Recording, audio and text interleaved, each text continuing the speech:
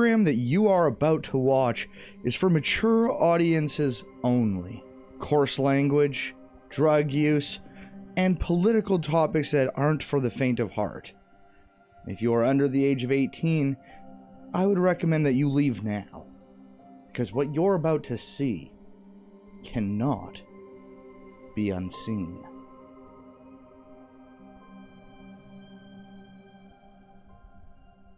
Did I do it? Did I do the fucking thing? I don't know what I'm doing. You made me put on the suit, it's hot. You made me put on the suit, it's hot. Please, roll the intro. Roll it, please. Just put the fucking regular program thing on that's from the TV, the warning thing. Just do it. The following is intended only for mature audiences. Viewer discretion advised.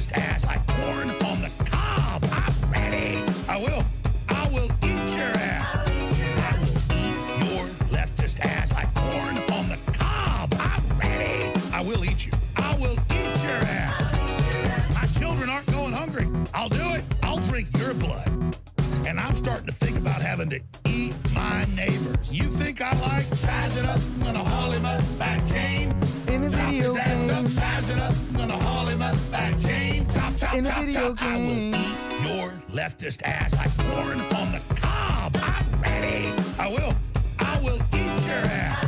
I will eat your leftist ass like corn on the cob. I'm ready. I will eat you. I will eat your ass. I'll barbecue your ass. In Roblox. I will cook your ass up so fast, and I'll tell them, oh, I killed the cow out back, baby. You think Christ would eat somebody? He would never do that. I will. I'm ready to hang them up. Gut them, skin them, chop them up. You know what? I'm ready. I will eat your leftist ass like corn on the cob. I'm ready. I will eat your ass. I will eat your leftist ass like corn on the cob. I'm ready. I will eat you. I will eat your ass. I will eat your leftist ass like corn on the cob. I'm ready. I will eat your ass. I will eat your leftist ass like corn on the cob. I'm ready. I will eat you. I will eat your ass. That's why I want the globalists to know. I will eat your ass first. Were you unfairly charged with a crime? Has somebody said something slanderous? Are you bored and just want to file a lawsuit? Well, listen to some of these testimonials from some of our very real clients to see what TALORX Law has done for them. Hi, I'm Caitlin. I was arrested for harassing liberal Democrats at a polling booth over in Georgia. TALORX Law got me the settlement I deserve. 6-pack of Bud Light and a tin of Skull Wintergreen. Thank you, TALORX Law. Hi, I am Comrade Stolanen. When my landlord kicked me out without giving me heads up, I got settlement I deserve from TALORX Law. If it was up to me, I would not need a lawyer. I would have just taken him and wanted I... Thank you, Lorx Law, for getting me settlement that was legal. You just heard some testimonials from some of our amazing, very real clientele. And if your case is profitable, make sure to call the number below. 666-666-6420 to get the settlement that you deserve and to get me the paycheck that I've earned. Lorx Law, where the law is almost as important as profit.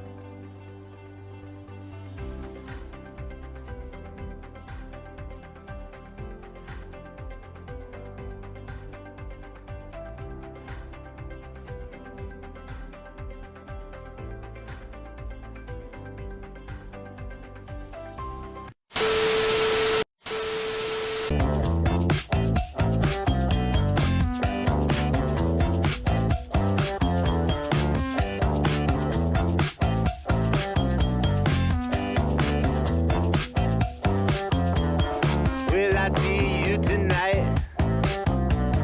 Can you let me know, love? Knocking on the secret door, feeling like it does. Push me and I'll be with it. Tell me once what this is like. Guess we can just take it now. I'm looking for a good night. I just wanna say that, I just wanna say that we're gonna have a party rolling in the basement. I won't tell my parents, you won't tell my parents, and we're gonna be rolling in the basement. I just wanna say that, I just wanna say that we're gonna have a party rolling in the basement. Turn down the TV, turn up the basement. We're gonna be rolling in the basement.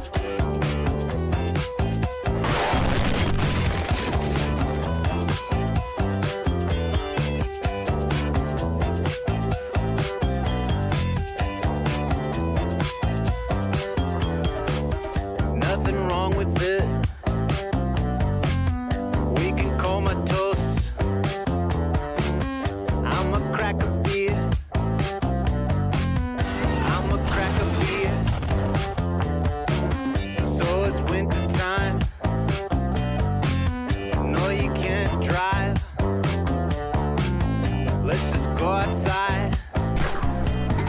I'm about to pour some gasoline on the snow now. I just wanna say that, I just wanna say that we're gonna have a party rolling in my basement. You bring the booze and I'll bring the basement. We're gonna be rolling in the basement. I just wanna say that, I just wanna say that we're gonna have a party rolling in the basement. I won't tell my parents, you won't tell my parents, and we're gonna have a party rolling in the basement. I just wanna say that, I just wanna say that we're gonna have a party rolling in the basement. Turn down the TV, turn up the bass, and we're gonna be rolling in the basement.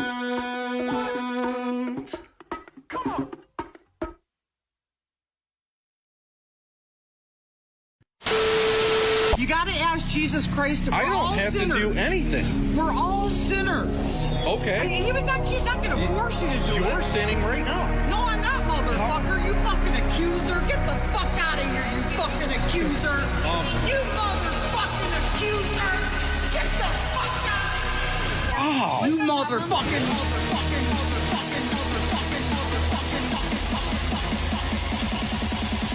Fucking accuser. Accuser of the fucking brethren, you motherfucker.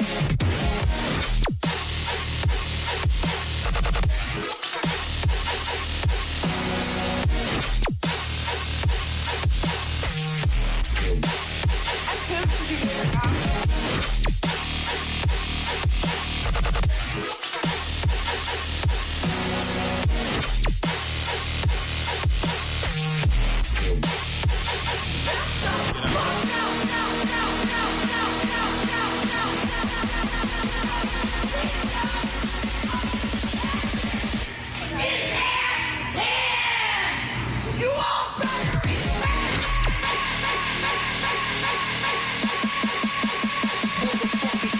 players.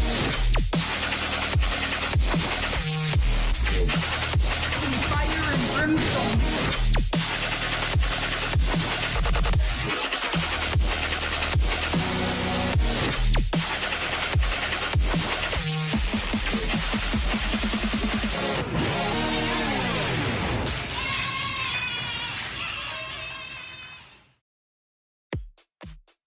Good morning, good afternoon, good evening, and good night. Welcome, everybody. Hope you're doing absolutely amazing on this beautiful, beautiful Monday afternoon. Great to see ya. Hope you're doing well. Today is my EDO, so I am starting a little earlier than normal. I hope everybody's doing well. Great to see you. Great to see you. I'm just gonna make this a little smaller.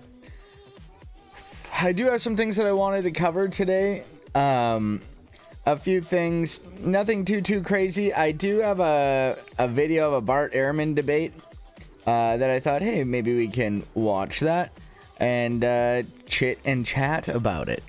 If you guys have any fun things, let me know. I also have a video on Ben Shapiro that dropped 2 days ago from the Cavernacle. As I talked about before, fucking Cavernacle. Fucking, I definitely don't agree with everything he says. Probably disagree with quite a bit, but I'm always interested to see his videos and to talk about it. So, we're gonna watch some of that. Probably watch some of that Bart Ehrman debate. If there's anything else that people want to watch, discuss, anything like that, let me know. I'm not gonna be super hard and fast on shit today. I'm not even gonna really try too hard to keep up with content, because, well, most of you will probably say that I've never tried, but I do try, whether it looks like it or not. I do try to not get too tangented, but I don't really care too much today. So we're gonna chit chat, have a good old time. All right, let's go to the right scene. All right, we're gonna play some Pokemon. We'll watch this this Cavernacle video to start.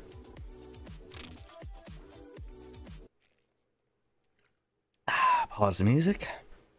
True that other public Start the video. figures were I'll turn my fan off. our very best friends. That does not relieve us of our duty to speak. Okay, I don't know what the fuck you're saying. Okay. But even if it were true that other public figures were our best friends, our very best friends, that does not relieve us of our duty to speak Let me know if the audio is too low. out of principle and not to cover up evil or shy away from addressing it out of friendship. So no, Tucker Carlson, it is not an excuse to go silent on Candace's targeting of TPUSA. The same Candace Owens is a goddamn freak.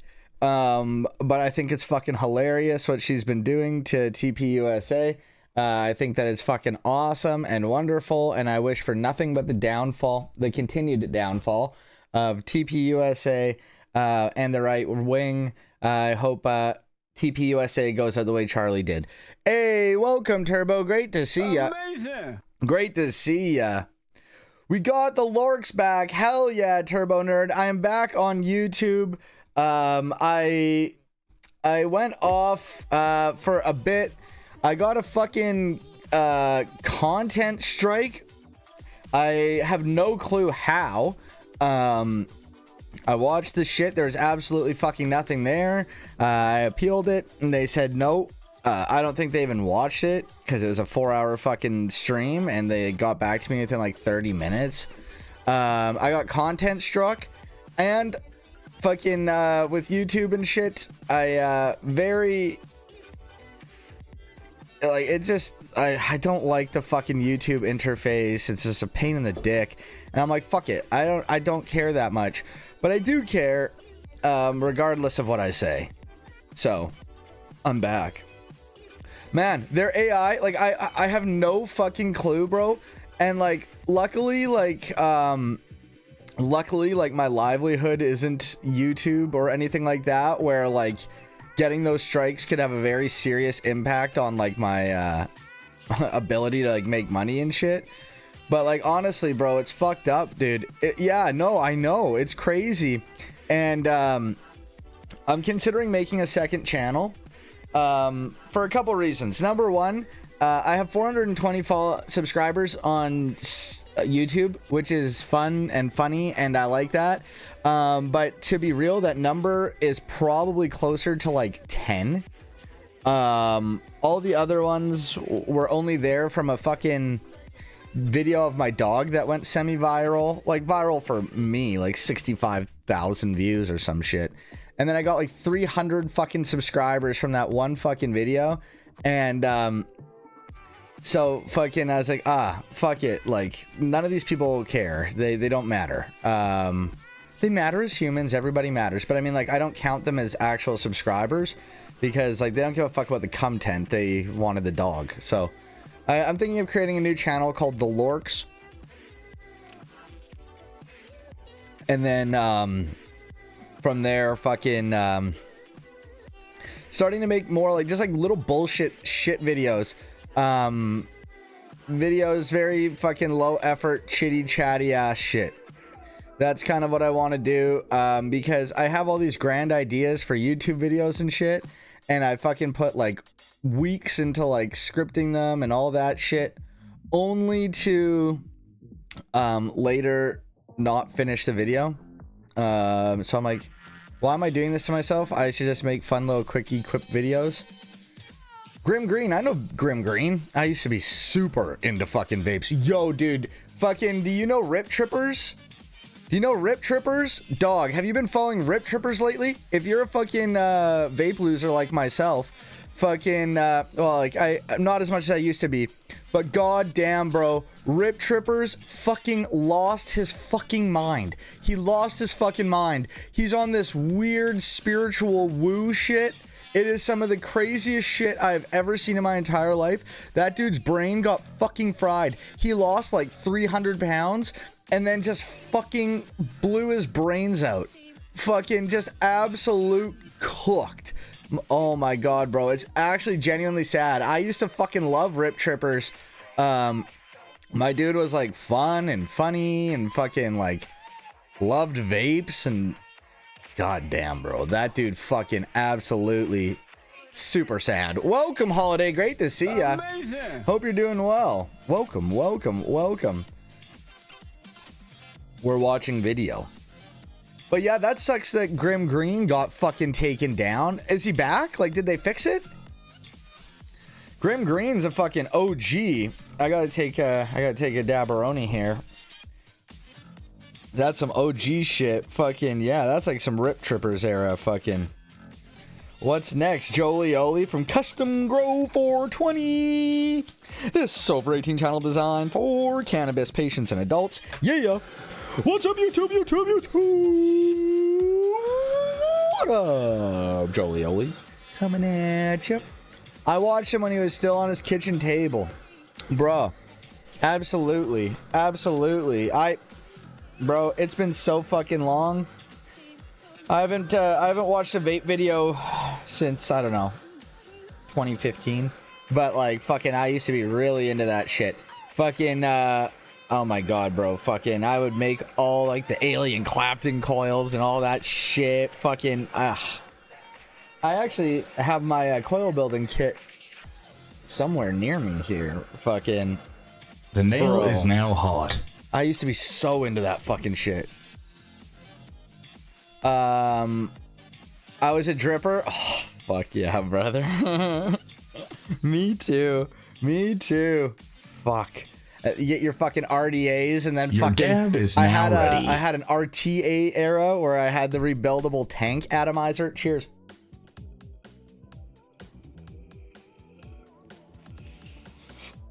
Bro. I was this close to buying one of those juice things that you stick on your window in your car. So you just put your thing on it and pump it and it shoots the juice on. Oh, bro. All those shipments of clones from early AliExpress Oh, fuck, bro. I remember the fucking clone era, bro, with the fucking Buddhas and the fucking...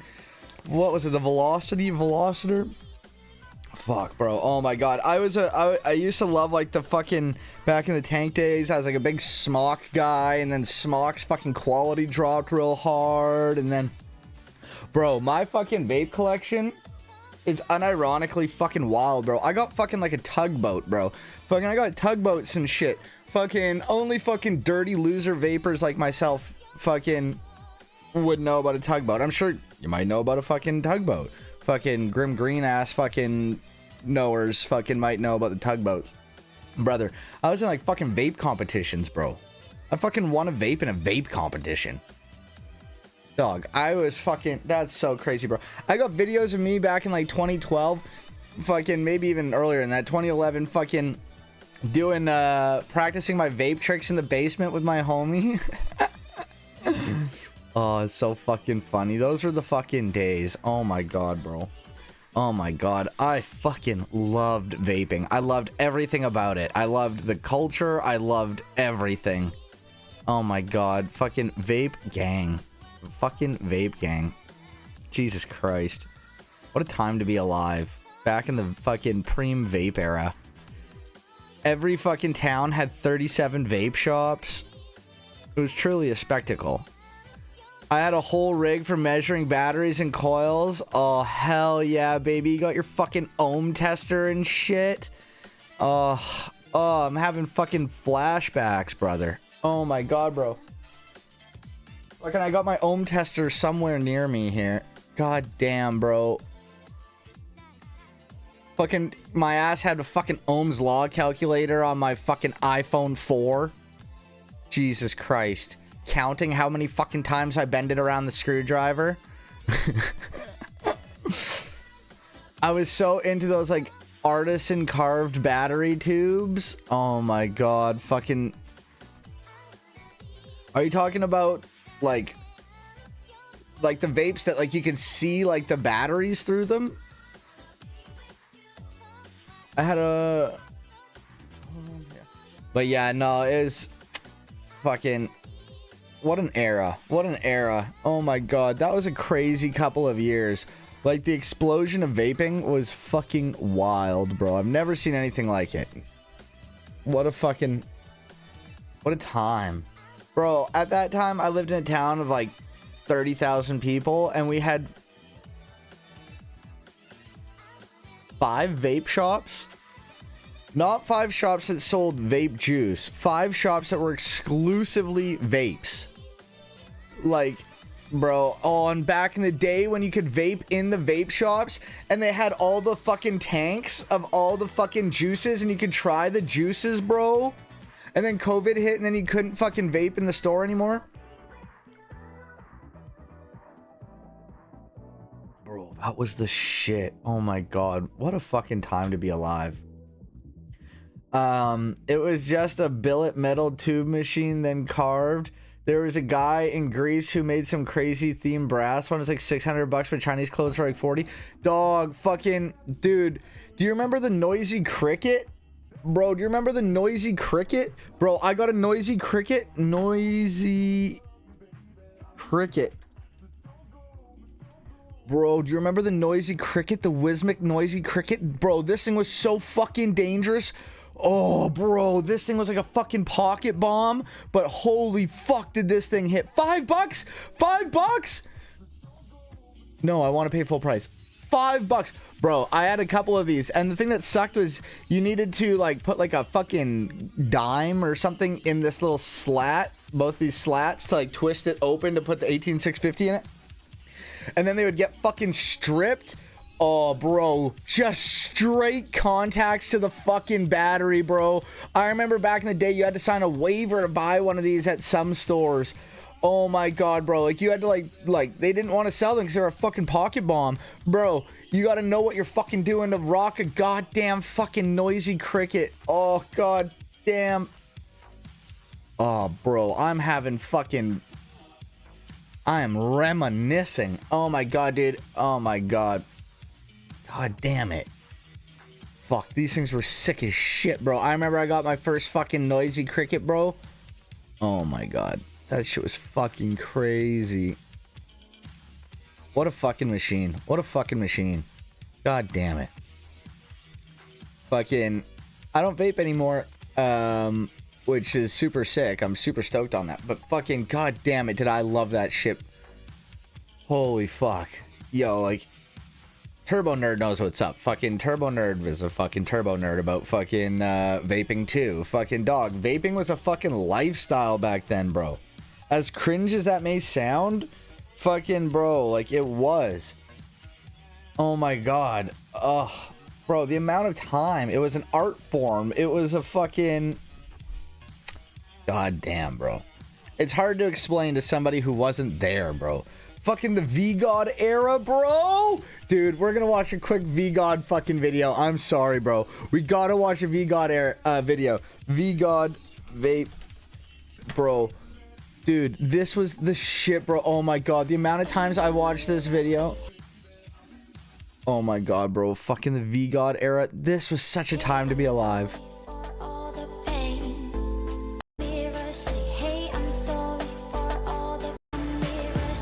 Bro. Dude, I forget this dude's name. This fucking white dude who looks like he's sick. What's this guy's name? Fucking, I forget this dude's name, but he was crazy. Bro.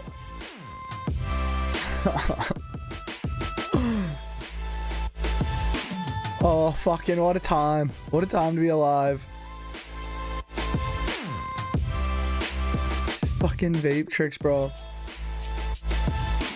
Bro, I remember when I mastered a fucking jellyfish, bro. I could probably still jellyfish to this day, but I don't want to fucking hit my vape to fucking try it. But fucking, dude, fucking, I could O-spam pretty good, but fucking, there's a gnarly, like, look at that, bro. Like, that's the craziest jellyfish ass shit I've ever seen. Like, bro. Dude. Oh, fuck. God damn it, bro.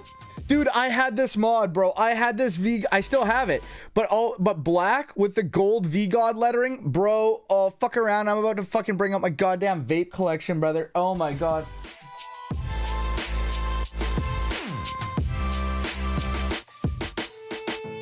My love, it grows with the memories like a symphony.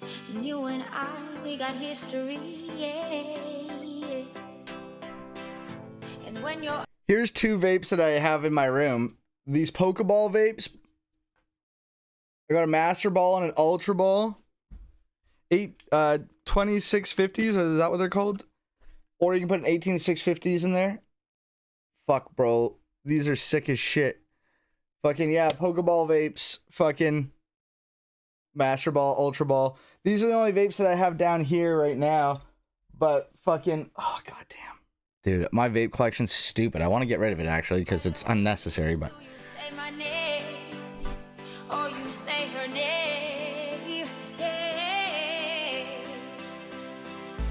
My love, it grows with the memories like a symphony. God damn, bro. What a fucking... We got history, yeah. God damn. Fucking legendary. Legendary. Okay, enough. But yeah, that was the shit, bro. Oh my god, that was the fucking shit.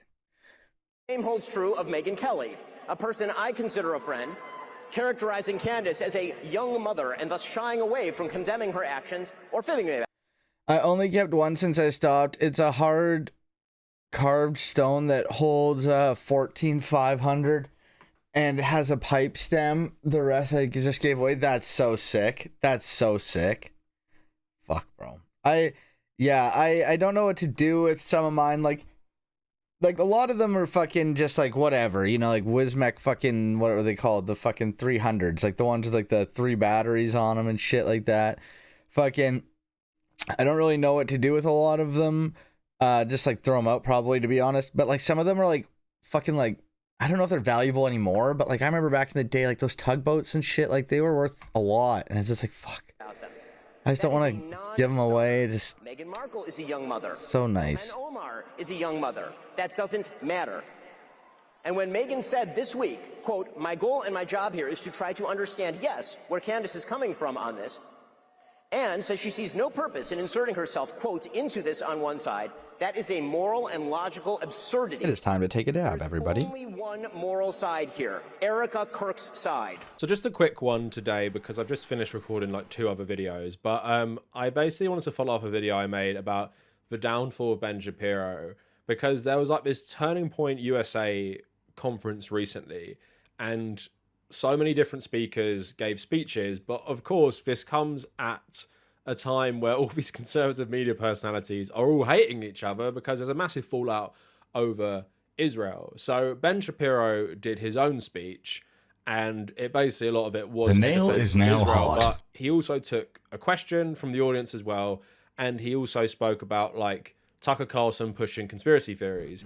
And what's so funny is the things he's talking about and defending are actually, they're not even conspiracy theories. So I want to talk about that today, but I think all of this just shows that Ben Shapiro has just completely like lost control. Your dab is of now an audience ready. he created, but Cheers. also this is the audience you created. Like, how do you think you're gonna make all these Americans so fucking racist, like hate every group of people, like rabidly hate of every group of people, and then destroy also their critical thinking skills, like pump them with propaganda non-stop, and then think they won't actually believe conspiracy theories about Israel as well? I find absolutely mind-blowing. But there is something satisfying about watching a guy who's built a career on just like peddling so much. I don't know why they think it's fucking mind-boggling. Like, I think it makes a lot of sense when you think about how... I think a lot of these people either think that the leopards are not going to eat their face because they're one of the good ones, whatever the one may be.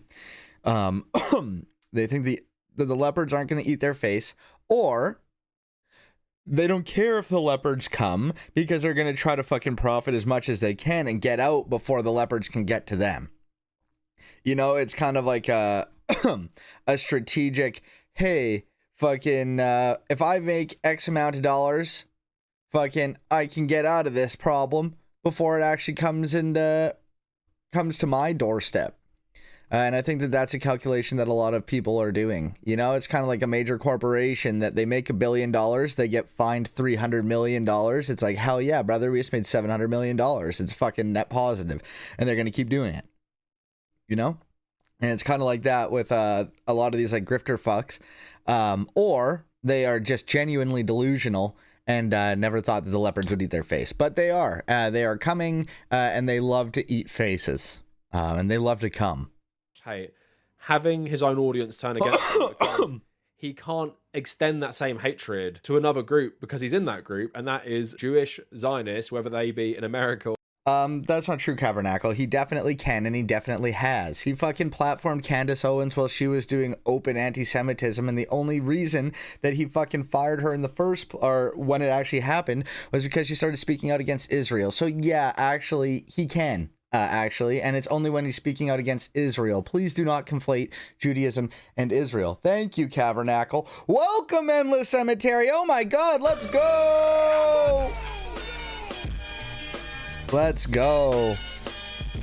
Amazing. Huge shout out to Endless Cemetery. Great to see ya. Hope you're doing well. Huge shout out. Shout out at Endless Cemetery. Great to see ya. Hope you're doing well. The greatest Tekken streamer of all time, the GOAT. Hope you're doing well. And we all can prosper. Great to see ya. Hope you're doing well. Great to see ya. No chess PRs, possibly cycling, but my bike computer didn't record today's ride properly. Oh, that son of a bitch. God damn it. Fucking, but hey, it's okay. You don't always got to be going for PRs, even though I did say in the chat, I hope that y'all get them. That's only if it's needed for the day. Sometimes you just got to stretch that shit out, you know? But great to see you. I hope you're doing well. Glad to hear that you had a good day at the gym. Wonderful. But once again, big shout out, Endless Cemetery, the greatest to ever do it. Go check them out. I am cooked on this play here, and I don't know what I'm going to do, to be honest. I'm fucked. Okay. It's not looking good. I might have to concede this. Damn it. I thought I was doing well. I need to set up a cam for my bike. Yo, do you got like a stationary bike? Ooh, I think I might have saved myself. Potentially. Like, I would love to do fucking like, if I have I have like one of those little treadmill things. It's currently upstairs, but I said to my wife that I'm stealing it and bringing it back downstairs. Fucking, you know, just like, even just like doing like a walking and chatting on. Oh, a motorcycle. Oh. Yo, I used to have a fucking crotch rocket myself. Oh, goddamn. Oh, fuck. I used to have a fucking rocket and I loved it and it was so great and it was so wonderful. But I sold it back in like 2016. Fucking, cause like none of my buddies had bikes. And I live in Saskatchewan where you can only really drive it for like 4 or 5 months of the year. And it kind of like, I couldn't really, it wasn't as functional as like a vehicle is like here, but oh fuck. And I sold it for way cheaper. I had a fucking Yamaha 600 Thundercat. Is that what it's called? Thundercat? Oh fuck. Oh, I loved that thing. Oh, it was so fucking much fun. But also like fucking like my wife was concerned that I would hurt myself.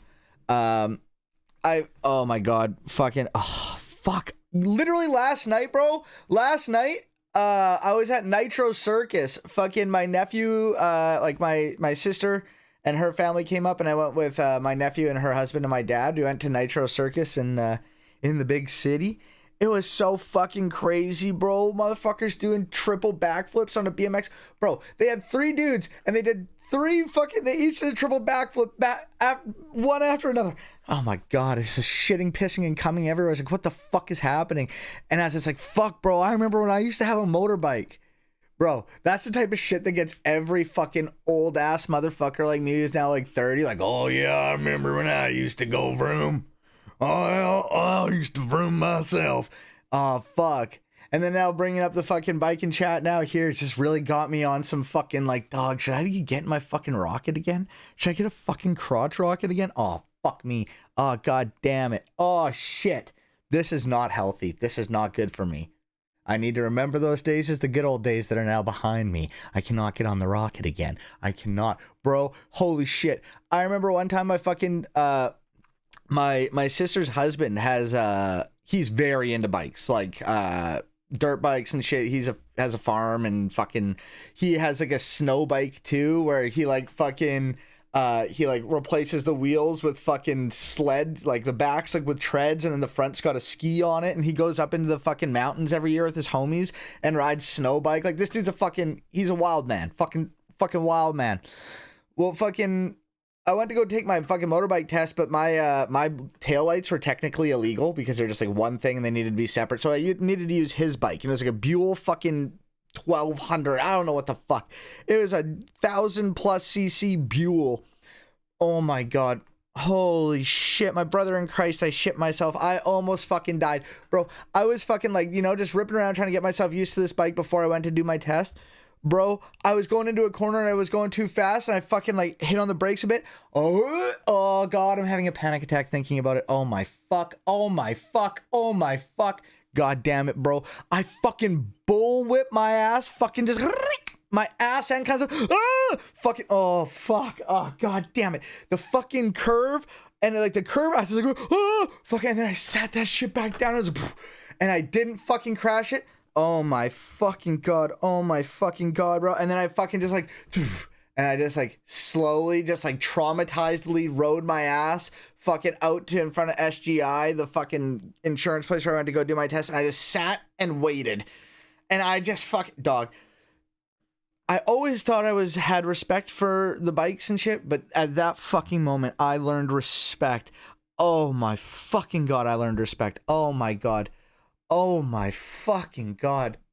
Oh my god. Like dog, my heart rate went up 100% just recalling the story.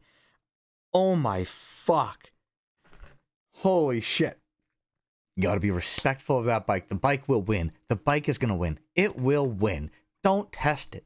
Don't test it. If you fuck around, you will find out. I wasn't even fucking around that hard. I got too comfortable. Never get too comfortable. Confidence, good. Too comfortable, not good. Holy fuck. Okay, I gotta fucking breathe, bro. I need a hoot. I need a hoot and I need to not think about that. Holy shit. God damn. Oh, god damn. All right, out to you. Yo, dog. Dog.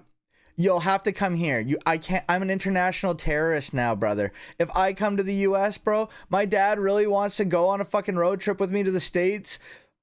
Dad, I can't go. Dog, they open my phone. I am going to the fucking... I'm going to the wall. I'm going to the wall. Brother, I can't do it. I can't do it. My dad's like, oh, it's not that bad. Yes, it is. Father, get ready, father. No, I can't go to the U.S. So I'm trying to get all my fucking American homies to fucking come up to Canada. Your dollar is worth a fucking lot more up here. It's cheaper to get up here. Fucking, and as long as you don't tell anybody you're American, we'll fucking love you. It's honestly crazy. The fucking shift from American, like how we view Americans over the last like year has full 180. It's fucking crazy, bro. It's crazy. Just don't tell anybody you're American. Welcome. Great to see you, Holly. Shout out fucking Holly, the Scientology geek. Hope you're doing well. Welcome. But bro, come on up. Not right now though. Not right now. It's too cold. It's fucking horrifying here. It's horrifying. It's awful. It's terrible. But yo, dude, I'm trying to fucking get like all the homies up, dog. I'll fucking meet all y'all. Fucking we'll meet up in Calgary, okay? We're gonna fucking meet in Calgary, okay? Everybody fucking get into Calgary. We'll meet up in Calgary and we're gonna take a fucking van or some shit. A fucking a van. God damn it, a goddamn U-Haul. I don't care. We're gonna get as many of the homies in it as we can. And we're gonna drive up into the fucking Alberta, BC fucking mountains. And we're gonna go for fucking hikes. And we're gonna fucking make fucking content and get baked and fucking be in the most beautiful place in the world. Other than Arizona, but Arizona's scary and bad and not a good place. And that is the Canadian Rockies. Okay? Fly into Calgary, we'll meet up, and then we'll fucking go to fucking Canmore, Banff, Golden, and we're gonna fucking hike, make content, and be very happy. Smoking that good Canadian kush, having a fucking marvelous time. All very jolly, all very fun in Canada, and it'll be beautiful. It'll be beautiful. That is my dream. That is what I want. I love the fucking mountains here in Canada. It is my nightmare though. Like my biggest fear, other than birds, is driving through the Canadian mountains in the winter because it is genuinely terrifying. But it is so fucking beautiful, you know? Goddamn, dude. I have reoccurring nightmares of like specific turns and roads fucking on that. You can tell that I'm very traumatized when it comes to certain driving things, but I love driving. I love it, but fuck me. You know your limits, you know your places, and you prep yourself. But goddamn, bro. Everybody, all my American comrades, we're gonna fucking get some shit going here. Meet up in Calgary. We're gonna have a fucking best party ever, okay? Fucking, it's gonna be great. It's gonna be great. All right, let's continue this video. Honestly, I don't even remember what he was saying. Except for, I think he was saying something that I disagreed with. But let's continue. Or Israel. And because he defends every single thing Israel does, Americans are getting sick of him. So he gave a speech where he talked about Tucker Carlson saying Jeffrey Epstein was a Mossad agent, right? And saying that that's a terrible thing to believe. And it discredits Donald Trump and things like that. So he's trying to tie the... But like fucking Jeffrey Epstein has very, very close ties to, well, to like lots of people and more than fucking we know, with that horrifyingly redacted fucking Epstein files drop. Oh, that's so funny. Obviously it's like fucking like disgusting and awful and whatever. But come on, bro. You can't, there is nothing. Oh, goddamn, bro. I don't know how you can make yourself look guiltier. Like, except for, like, if you just had, like, pictures, if the whole thing was just pictures of your guilt, I guess that can make you look guiltier because it's just proven. But, oh my god. Oh my god. Oh, fuck. It's so crazy. But what we do know of Jeffrey Epstein is, like, there's fucking pictures of him with fucking, like, prime ministers of fucking Israel and shit. Fucking Ghislaine Maxwell's dad was, like, fucking heavily in with the fucking state of Israel and shit. Like, obviously, yes. Like, that's... honestly, like, not even, like, questionable at this point. Like, arguable, I mean. Like, it's, yeah. Jeffrey Epstein was very, very in with the fucking state of Israel and the high-ups and officials there. Like, that's just known. These anti-Israel conspiracy theories into, like, if you believe in that, you actually are undermining Donald Trump, and you're undermining good human beings like Kash Patel and Dan Bongino. But when grown men and women spend their days just asking questions without, seeking answers, they are lying to you. In fact, they're doing something even worse. They are seeding distrust in the world around you, and they are enervating. Yo, Endless, you should fucking download Pokemon TCG and we should play it. This goes to literally anybody and everybody. Holly, you as well. Anybody in chat, fucking, y'all should download fucking Pokemon TCG. It's the best. It's free. It's awesome. They do an amazing job of making sure that you can play right off the bat.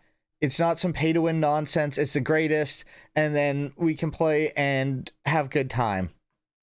So y'all should download Pokemon TCG. It's free on the website. You in the process. So, for example, if many speakers, including Tucker Carlson and others, get on stage here at TPUSA, I got a couple of homies who are fucking playing Pokemon TCG now, and it's great. Being covered up by the Trump administration, they are not actually uncovering a conspiracy or effectuating a solution. They are claiming a special provenance to information they won't let you see, which builds their power and leaves you with none. So, like, what he's been doing his whole career? They're also implicating in their speculation actual human beings, good human beings, like Kash Patel and Dan Bongino and Pam Bondi, and yes, the President of the United States, even if they're too cowardly to say President Trump's name. And that... Bro, he just called all those... Obviously, I guess he would say that those are good people, I guess. Oh, I just got fucked. Oh, this game's over. Fuck! I don't care enough. I don't care enough. I'm conceding. Good game. You win. Fuck me. Fuck. You got that Zard out way too hard. Got the Zard too hard. Fuck. But I'm pretty sure fucking there's no way that Ben Shapiro genuinely believes that a lot of those people are good people. I know for a fact he's spoken out against most of those people before they had power, like Donald Trump and shit. Like, he doesn't actually think that Donald Trump is a good person. And I think that that's fucking really funny that he's so fucking cucked and he's just like fucking kowtowing to everybody now. And he's just like so fucking powerless and he's just getting absolutely fucking cock slapped by fucking Candace Owens. And it is fucking hilarious and it is wonderful. And it makes me fucking lol train.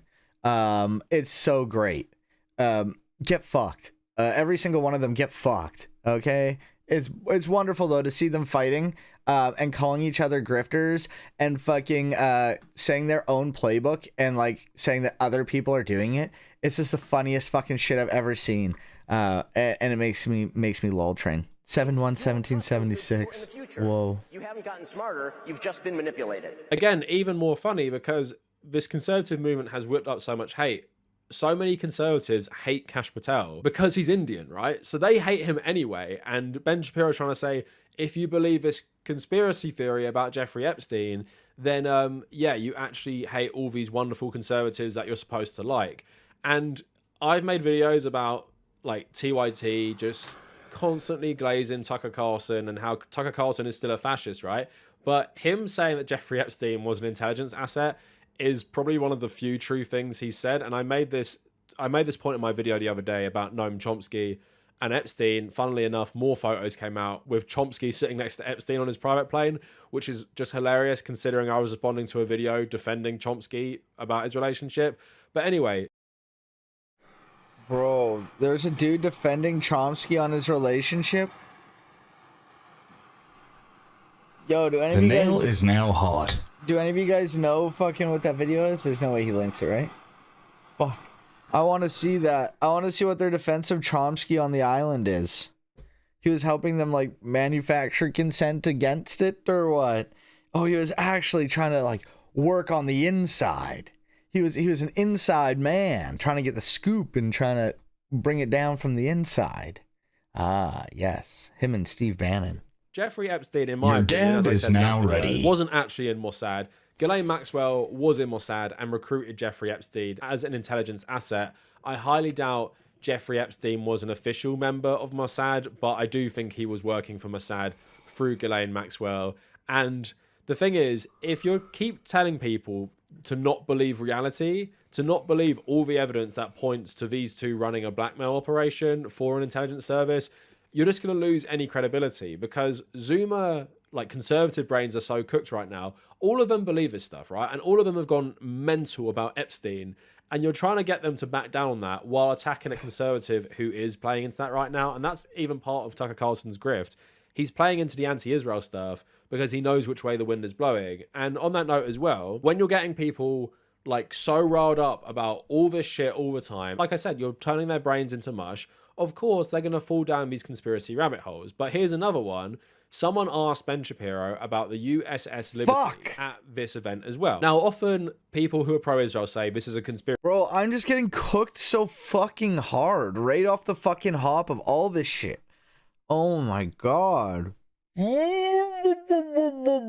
Oh, pheasantipity, thank you.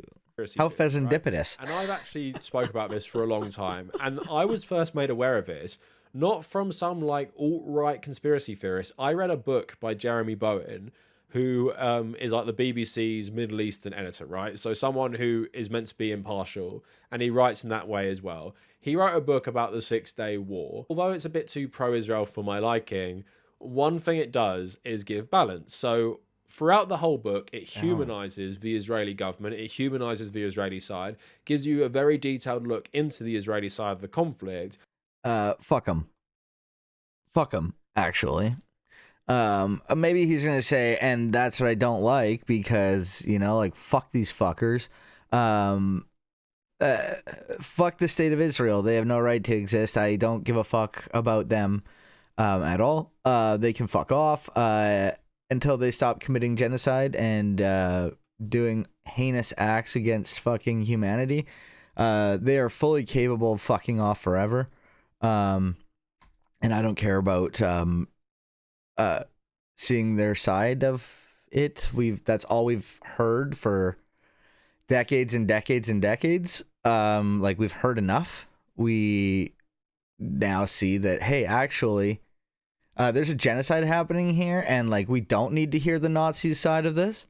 We've heard it already, and that's what allowed this to happen. We need to now make it so that this can't happen. We need to stop it. So, I don't know. That's my thought. Fucking, I don't care about it. I don't care about balance at this point. That's why the book might still be effective, because the more you read it, the more horrified you get at the Israeli side. And part of that is the Israeli attack on the USS Liberty, which was an NSA ship nearby that the Israeli Air Force attacked, and they attacked it for a long period of time, and they actually killed American servicemen, right? So this has been something that a lot of conservative anti-Israel people have been focused on for a long time, but it like actually did happen. And even in the book I read, it's pretty clear it wasn't an accident as well. And it just exposes how like absolutely crazed the Israeli military was, and how they would always go so far. The book also talks about this same Air Force bombing British Red Cross refugee sites as well. Like, they were absolutely out of control. And history since then has absolutely proved this, right?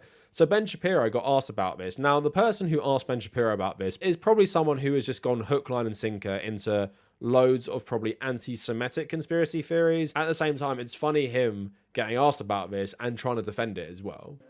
You cited during your speech truth as the most important tenet of American conservatism. Wait, what the fuck? Why, therefore, did you call irrelevant the Israeli attack in 1967 on the USS Liberty, which left dozens of American servicemen dead and hundreds wounded? So what I actually said is that if we're looking at modern Israeli American... Oh, that dude just gives me like super sketchy, greasy boy vibes. I'm sorry. Fucking, you shouldn't fucking judge, but just end this question, bro. Like, who the fuck? American relations, looking at an attack that happened mistakenly by multiple Navy reports, multiple Israeli reports, and all available evidence, and using that attack in order to undermine today's relations between Israel and America, that's irrelevant. As irrelevant as it would be to cite a piece of evidence from World War II or from 1776 to define America's relations with, for example, Great Britain or Germany today. That does not mean that the attack wasn't horrible for the Americans involved, that it wasn't bloody and terrible. The Israeli government paid reparations to the people who were killed. If you look at the actual military record of what happened on the USS Liberty, it was clearly a mistaken and... Yeah, no, it doesn't seem like he is. He's kind of obfuscating here. And welcome. Great to see you, Ezeki. Welcome. Tragic attack. The people who frequently cite the USS Liberty, however, are not talking about the specifics of the USS Liberty. I suspect that the vast majority of people who bring this up are doing so in order to suggest that Israel deliberately attacked an American ship because Israel deliberately wants to harm America. It is connected generally with a larger point. I wonder if that's your point. If the truth matters, then the Israeli government must be held accountable for that attack. The American flag was flying on that ship. You do not mistake an American ship for a foreign one when our flag is flying. So, fucking, like, ayo. Fuck Israel, you know, whatever. But the thing is these motherfuckers only fucking care if it's Americans getting hurt. Okay, I want to make that so fucking clear. Okay, if it was like they're the same people right now cheering the fucking Venezuelan boats being fucking shot down. Okay, don't for a second think that these people actually care about human life. They care about Americans, and that is all. There is nothing more. There's nothing more to it. They don't give a fuck. So it's all fucking virtue America fucking signaling. It's patriot signaling to fucking incite hatred against fucking an enemy. And don't get me wrong, fucking the state of Israel is an enemy of people, not of America. Fucking of Americans, yes. But fucking America, I don't think so. Fucking America fucking uses Israel, but Israel's kind of gotten a little out of control lately here. America is bad is the moral of my story. Wild that Bernie has to stand there and let Notzoid rub his nose in it. Oh, Benny. I'm like, Bernie? Where's Bernie? Yeah, well, like, the thing is like, fucking, like, these motherfuckers who are saying these things, like, they're asking these questions are probably, like, fucking Nazis. And that does not mean that fucking critiquing the state of Israel fucking is fucking anti-Semitic or anything like that. It's not. Equating Judaism and Israel is anti-Semitic, or anti-Jewish, to be specific. And I think that's fucked up. But a lot of these people fucking on the right who care about Israel, they don't fucking care about fucking Palestinians. They hate Jewish people, and the state of Israel fucking purports itself as the Jewish state. So it's a proxy for them. Whereas on the left, real ones who hate Israel for real reasons hate them because they're a fucking genocidal fucking ethno-state, fucking settler colonial fucking project. Fucking, we hate them for different reasons. Mine are better than yours. Yours being the right winger, not the chatters. I'm sure y'all are on the right page of that. But like fucking like that's why I just like fuck that loser in chat in the audience who's asking that question. Fucking like, yeah, lol, like fuck you, fuck Israel, fuck Ben, you're a fucking piece of shit and you love genocide. But also fuck you, dude, in the audience, you're a fucking freak. You're also a fucking freak loser too. But ayo, fucking fuck the genocidal state. Okay, so Germany distanced itself from Nazism immediately after its defeat during the Nuremberg trials. One example of this was renaming of its armed forces. The Jews distance themselves from their achievements.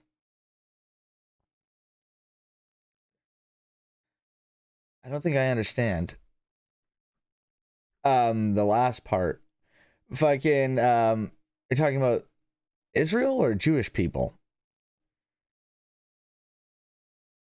There's difference during the Nuremberg trials. One example is the renaming of its armed forces. Distance themselves from their war crimes. I think the state of Israel is fucking doing war crimes. I don't think that fucking Jews are doing fucking war crimes. I think that's fucked up. I think that the state of Israel is doing war crimes and doing it in the name of people who fucking don't necessarily agree with them. Some do. You know what I mean? Fucking just because fucking somebody's doing something in the name of a religion doesn't mean that all the followers of that religion fucking believe that or are pushing for that. But I think that fucking the state of Israel is fucking doing fucking genocide. They've been committing war crimes for decades and decades and decades. And obviously they try to downplay that. I make a mistake. Israel in my mind. Yeah, I just want to make that really clear. It's very important that we make that very clear. That it has nothing to do with Judaism and everything to do with a genocidal colonial fucking apartheid state. That's it. That's all. I mean, we can spend the rest of the time talking about the specifics of the U.S. Frankly, I have more respect for Judaism than Christianity. If we're talking about like religions, fucking like if I was going to fucking convert, it would probably be to fucking Judaism, maybe Islam, but probably not. Fucking like it has nothing to do with that. And like Judaism itself in no way, like, and I'm not an expert, okay? But a colonial genocidal apartheid state seems antithetical to the values. Don't get me wrong. Fucking there's a lot of fucking shit in the Bible that's quite fucking, you know, go and take over and kill everybody there. But I guess it depends on how you read things. Liberty attack, or you can actually go look at the naval investigations that were done, multiple naval investigations that were done. The reality is that people were flying Mirage planes for the Israeli military at the time. The USS Liberty was sailing in an area where it had essentially gone off-grid. The Israeli military mistook it for an Egyptian ship. But you're not answering my question, which is, what is your broader agenda in asking the question? Because I suspect that your question is not limited to your specific ire over an incident that happened in 1967. I think we should question any foreign country's relationship with our government. That's totally fine, but I'm just wondering why you serve American interests. Again, I'm perfectly fine with questioning any country's relationship with the United States. But again, I'm wondering what your motivation is in bringing up a 6-decade-old attack. Well, many problems persist to this day, but it's interesting that you say 6-decade-old incident when there are many people in this audience who were alive for that attack, as if this is something that's irrelevant. Well, that doesn't no, it's just not particularly relevant to assessing the relationship between the United States and Israel today. So this is just the conservative movement. And yes, this attack obviously happened, and I don't agree with Ben Shapiro's characterization of it as it was an accident that Israel called off. They've always apologized for it because there's testimony from people who are on the ship as well that goes against what Ben Shapiro is saying. But yeah, to American conservatives, what he's doing there, he's just defending Israel, and he's defending Israel even though they attacked an American ship. Now, of course, if you're not completely stupid, you know that the American state and the Israeli state absolutely love each other. Yeah. Israel is a proxy of America. Yes. And this is Thank something you. that leftists Thank and you. far-right conservatives get wrong.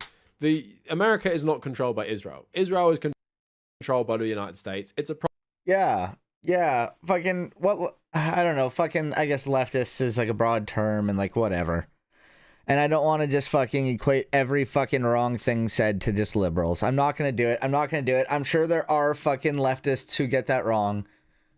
But you say conservatives and leftists, like who does that leave that get it right? Who does that leave? I don't know. proxy. Everything it does that is bad, the US have pretty much already agreed to it. And the few times they overstep their bounds, America doesn't really care. So apparently recently, one of the few things Israel have done that pissed off America was they attacked a Hamas leader in Qatar. That was something they did, which apparently pissed them off, but I would still say that American intelligence probably knew that was going to happen and probably helped it happening. But allegedly that's one thing, but it doesn't affect anything, right? They don't give a shit really. Like, they're like, yeah, we're annoyed you did that, but like, who really cares? You still do everything we fucking want and attack Iran, attack Lebanon, attack all these places for us. So you're our best buddies. But again, what this looks like to American conservatives is, oh, Israel controls America and Ben Shapiro is one of the agents, because here's an example of when Israel... I do think that fucking like the Israel lobby and those types of things, fucking like AIPAC and those types of things have huge influence over fucking politicians. But it is certainly a reciprocal relation. Actually attacked America, and Ben Shapiro is still defending them. He's still Nobody in that room is against Israel because it's bad. They're against Israel because they're weirdos about Jews. Absolutely, Paul Squall. Fucking, I said welcome, right? I hope I did. Fucking, but yes, you are correct. And sorry that I'm just seeing that message now. Fucking yes, that is exactly it. And that's why it's like fucking, like, I think that it's interesting to ask Ben this question, but I also agree with Ben. Like, why are you asking this question? You know, like, I'm interested in like your motives behind this question because you seem sus, bruh. Susparilla. My dude be drinking that susparilla. All right. The nail is now hot. Defend them because he hates America, right? And this is what happens. And Ben Shapiro doesn't believe he's responsible for any of this. He thinks, I'm sure Ben Shapiro thinks, this guy is a Nick Fuentes fan who is just so brainwashed by like Nazism that he just loves this USS Liberty conspiracy theory. But I would say pretty much the whole brains of the American dad is now right ready. now agree far more with this guy than Ben Shapiro because of the Israel stuff. And that's because they've pushed it too far.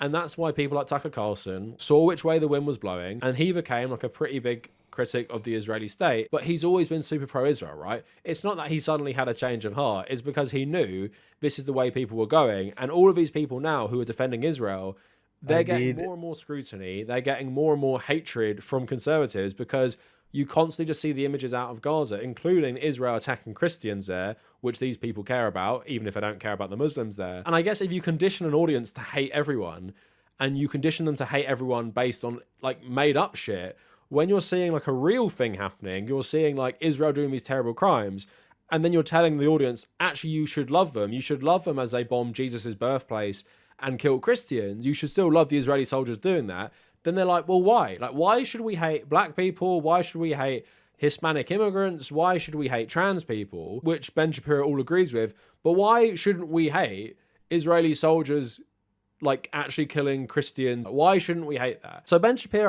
They aren't gonna fucking, like, question the other things and, like, stop hating other people. They're just gonna add hating Israel, which, like, sure, like, fucking, I'm glad that you're fucking not pro-Israel, but, like, once again, for the wrong reasons, you know, like, you're just a bad freak, and you just hate everybody that's, you know, not like you, and, you're kind of a scumfucker, and probably world would be better if you weren't like that, you know what I mean? So you should probably fix that, and you can fix that. So... yeah, I would if I were you. Is absolutely the same as all these people. He's just pro-Israel, so he doesn't hate Israel. Like, that's the only thing that is different about him. But he's responsible for this. Like all of those conservatives are. It doesn't matter if they're pro or anti. Fucking, Israel seems more criminal than Hamas. Why does? Well, like now you're getting super sus, Ozeki. Fucking, like that's fucking, just like. Straight up like fucking Nazi propaganda. Fucking whether you understand you're doing it or not, that's Nazi propaganda. Like that's just what that is. So like I'm gonna have to delete the message. Fucking, but like, and I don't want to fucking ban you, but I am super sus now. To be honest, I'm very, very, very sus. And frankly, like, I don't know if I fucking believe that was just fucking, maybe just look Israel Wars. All right, I'm sorry. I'm not sorry. Dog, no, no, bye, no, brother, no, I know where, dog, I can't, sorry, I'm not sorry to you, but fucking, if somebody's like fucking like genuinely like fucking on some like I don't understand some shit, maybe we can, but there's no way, At first I was like, do I try to like explain why this is so obviously wrong? And then I thought about it for 14 milliseconds and realized there's no way somebody could write that and not see how that is, well, no pun intended, not see how that's fucking just Nazi shit. No. There's no way. Bye. Come on. That's fucked up. There's no way. Bye. Fucking, that shit don't fucking fly. That's not fucking genuine discussion. Fucking. Sorry for anybody that's like mad that I didn't just do it like immediately. And maybe I should have. Maybe I should have been a little more just like immediately, like when I saw the words.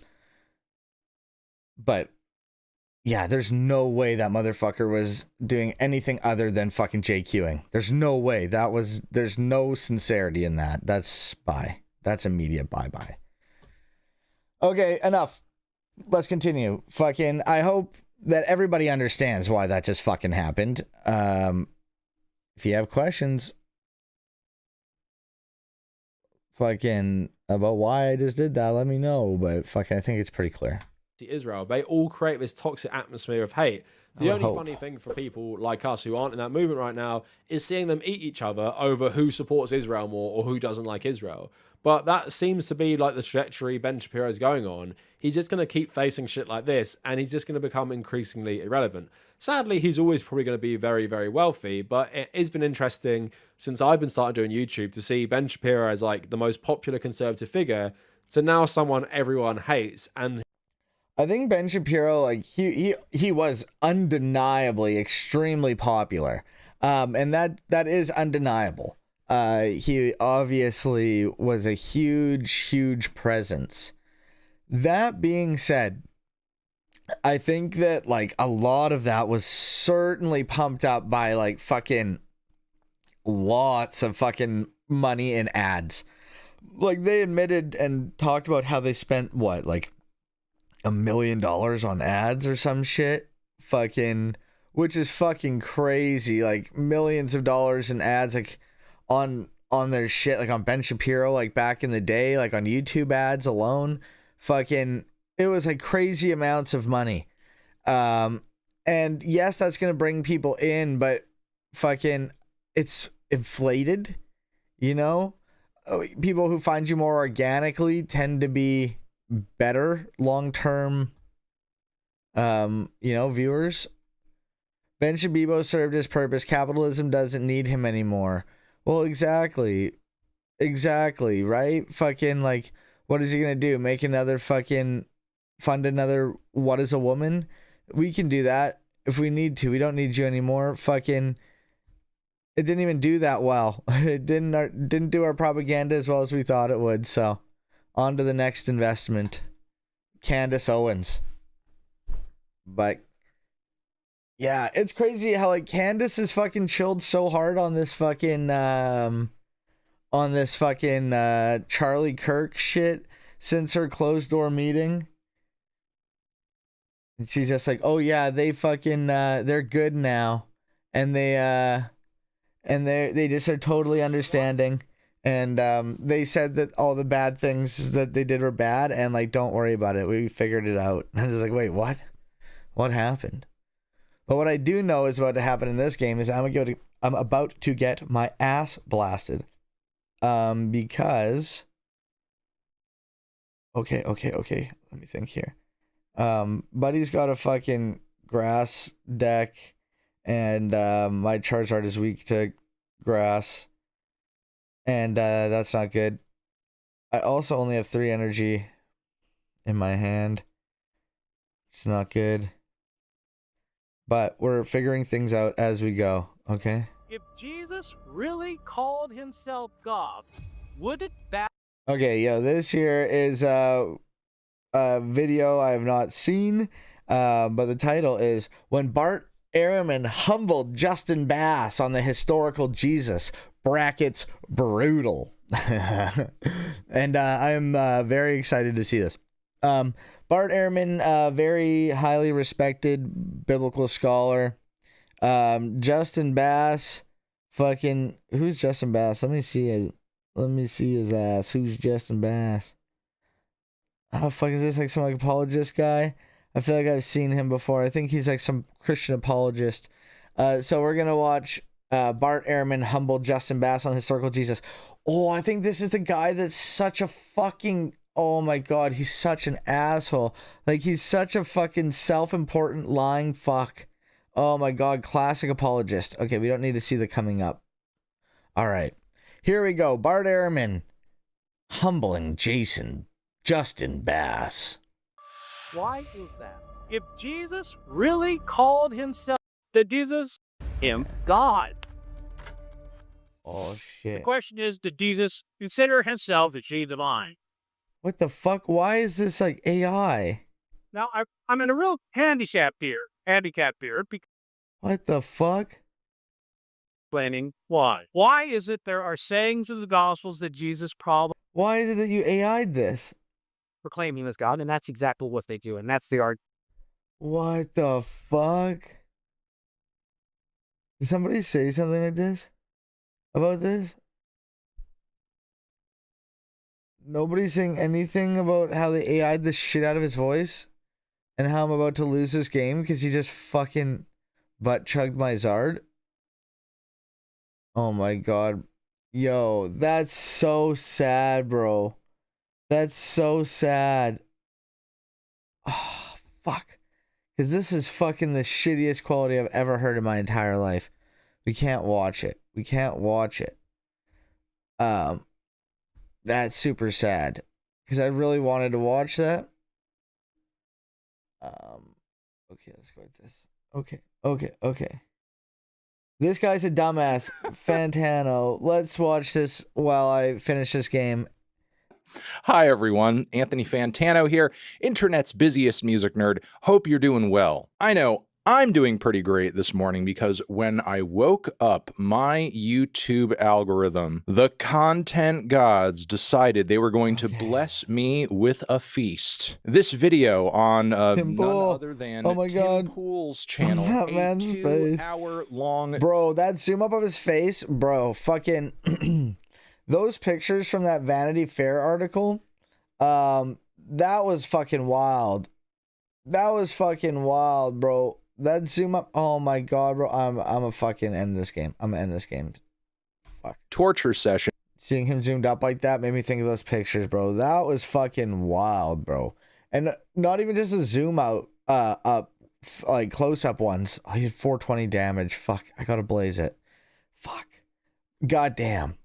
But like even the ones where they're like zoomed out and shit, and there's like fucking greasy cords and shit everywhere, and oh my god, bro, those were some wild ass pictures. That shit was straight disrespectful. Holy fuck, that was fucking wild. Titled "Woke Has Infected Goth, Punk, and Metal. MAGA Must Save the Arts." Fucking woke punk. Could you imagine? Yeah, I can't wait to hear the Trump admin's new grindcore initiative they'll be releasing next month along with the Epstein files. Now, as some of you may know, we have covered Tim Pool on this channel before, specifically in regards to discussions around alt culture and punk and leftism. And typically when Tim does embark on these topics, it is nothing short of a comedy show. But Tim, despite his big beanie and rat face being on the thumbnail of this video, seemingly does not appear in the discussion, which you would think is a blessing in disguise, but instead, this conversation is being helmed by 3 other total clowns. Frontman Phil Labonte of the band All That Remains, which, he is a regular on the Tim Pool Timcast show at this point. We also have The nail is now Jake hot. Monroe, some sort of right-wing goth social media figure who claims in this discussion to know everything about all of this stuff. So I'm sure his takes are going to be very informative here. Hey, what's up? My name is Brian Graupner. Well, let me tell you, again, the 2-hour conversation these three men have together about goth and punk and everything else is loaded with bangers. And by that, I mean like globs of dog shit that you basically step in with every minute you continue to listen to this. You could pretty much hop into any point of this discussion and they are saying something wrong. For example, at 1 hour and 17 minutes, you could see Phil Labonte trying to, after bringing up Earth Crisis, legendary vegan straight edge hardcore band who are still very much active and performing after vegan all hardcore these years, band, which Phil doesn't seem to know, despite bringing them up as if, you know, he's like got the inside scoop on them and metalcore in general. And after an hour of bloviating about how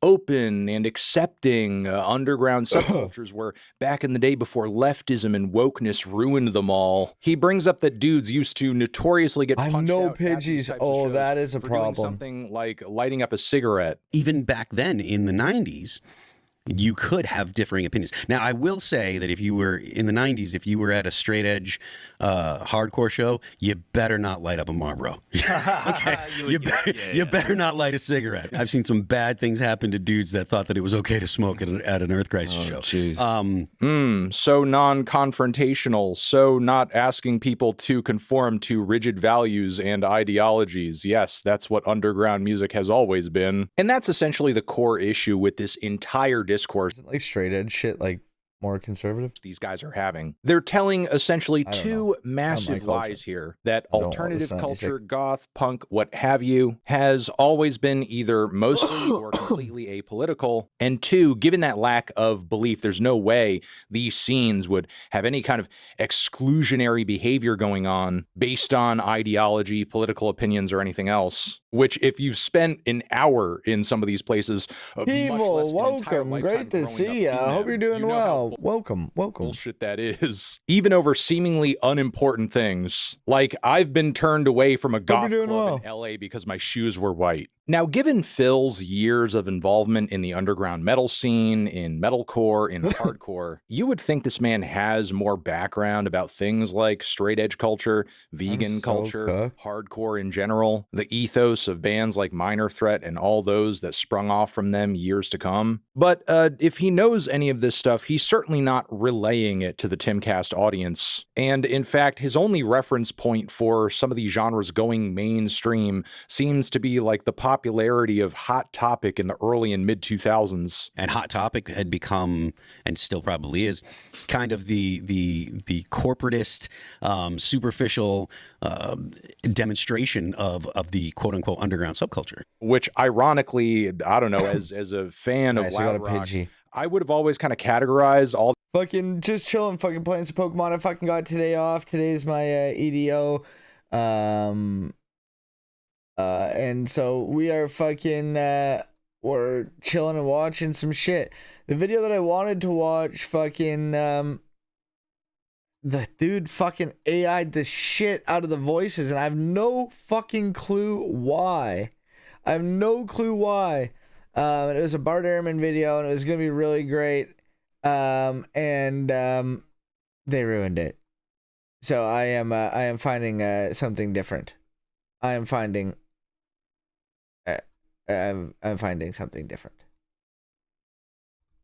All that remains is like a Hot Topic type metalcore band. You can literally go on Hot Topic right now and buy an All That Remains t-shirt. So like, why Phil is decrying the fact that like, metalheads and punks and goths have more access to this culture through stores like that, I don't know. Like, dude, that's literally your core audience. Mall metalcore guys are your audience. But honestly, as clueless as Phil is as a host and a historian on these topics, the true cancer of this conversation is this Jake Monroe guy. I mean, that stuff was relatively inoffensive when you really it's all superficial, like these piercings can be taken out, tattoos can be removed, but of course now with the woke movement there has been a far more permanent addition to a lot of the ideologies, which is obviously the gender ideologies that has been introduced, which I think mainly is the largest. Bro, fucking gender ideology is probably one of the stupidest fucking terms. I know it's like so dumb and old at this point, like that it's just like not even worth bringing up. But like that's the point. Like, if you hear it at this point, it's just like, are you fucking serious, bro? Like, you're literally saying the words gender ideology unironically in fucking 2025? Dog, it's almost 2026. Like, are you fucking serious? Do you genuinely still believe that shit?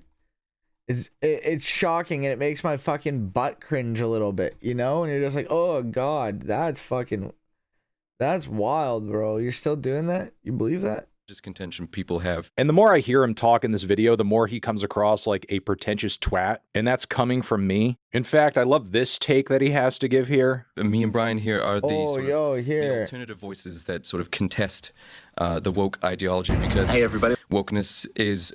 I got a good fucking backup video for what we were watching. It's in the same vein, but it's Dan McClellan instead of Bart Ehrman. But we'll watch it after. We'll watch it after this. Pretending trans people don't exist is radical gender ideology. Like, absolutely. Like, 110%. It's just ridiculous. Absolutely silliness. Okay. I gotta be smart here. I need to get a Dusclops, and if I don't get it, I'm fucked. And if I do get it, let's do some grease. Let's do some grease fucking lightning. Oh my dude. Okay. Go grease lightning. We're burning another quarter mile. Grease lightning. Go grease lightning. Okay. We don't need to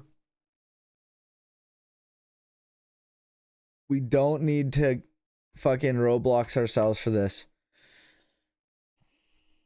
Let's go, baby. Get fucked. Get straight fucked. Oh, that sucks, bro. That fucking sucks so bad. Oh, fuck yeah. Let's go.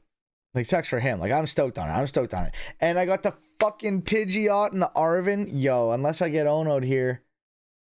If I get Yoko Ono'd. Okay. But yes, absolutely. Like, fucking pretending like fucking like people are trying to like fucking trans and gay your kids in 2026. And saying that it's just like all like some fucking weird mental fucking illness / political ideology thing. Dog, you're the one on some radical gender ideology shit at this point. Like, unironically.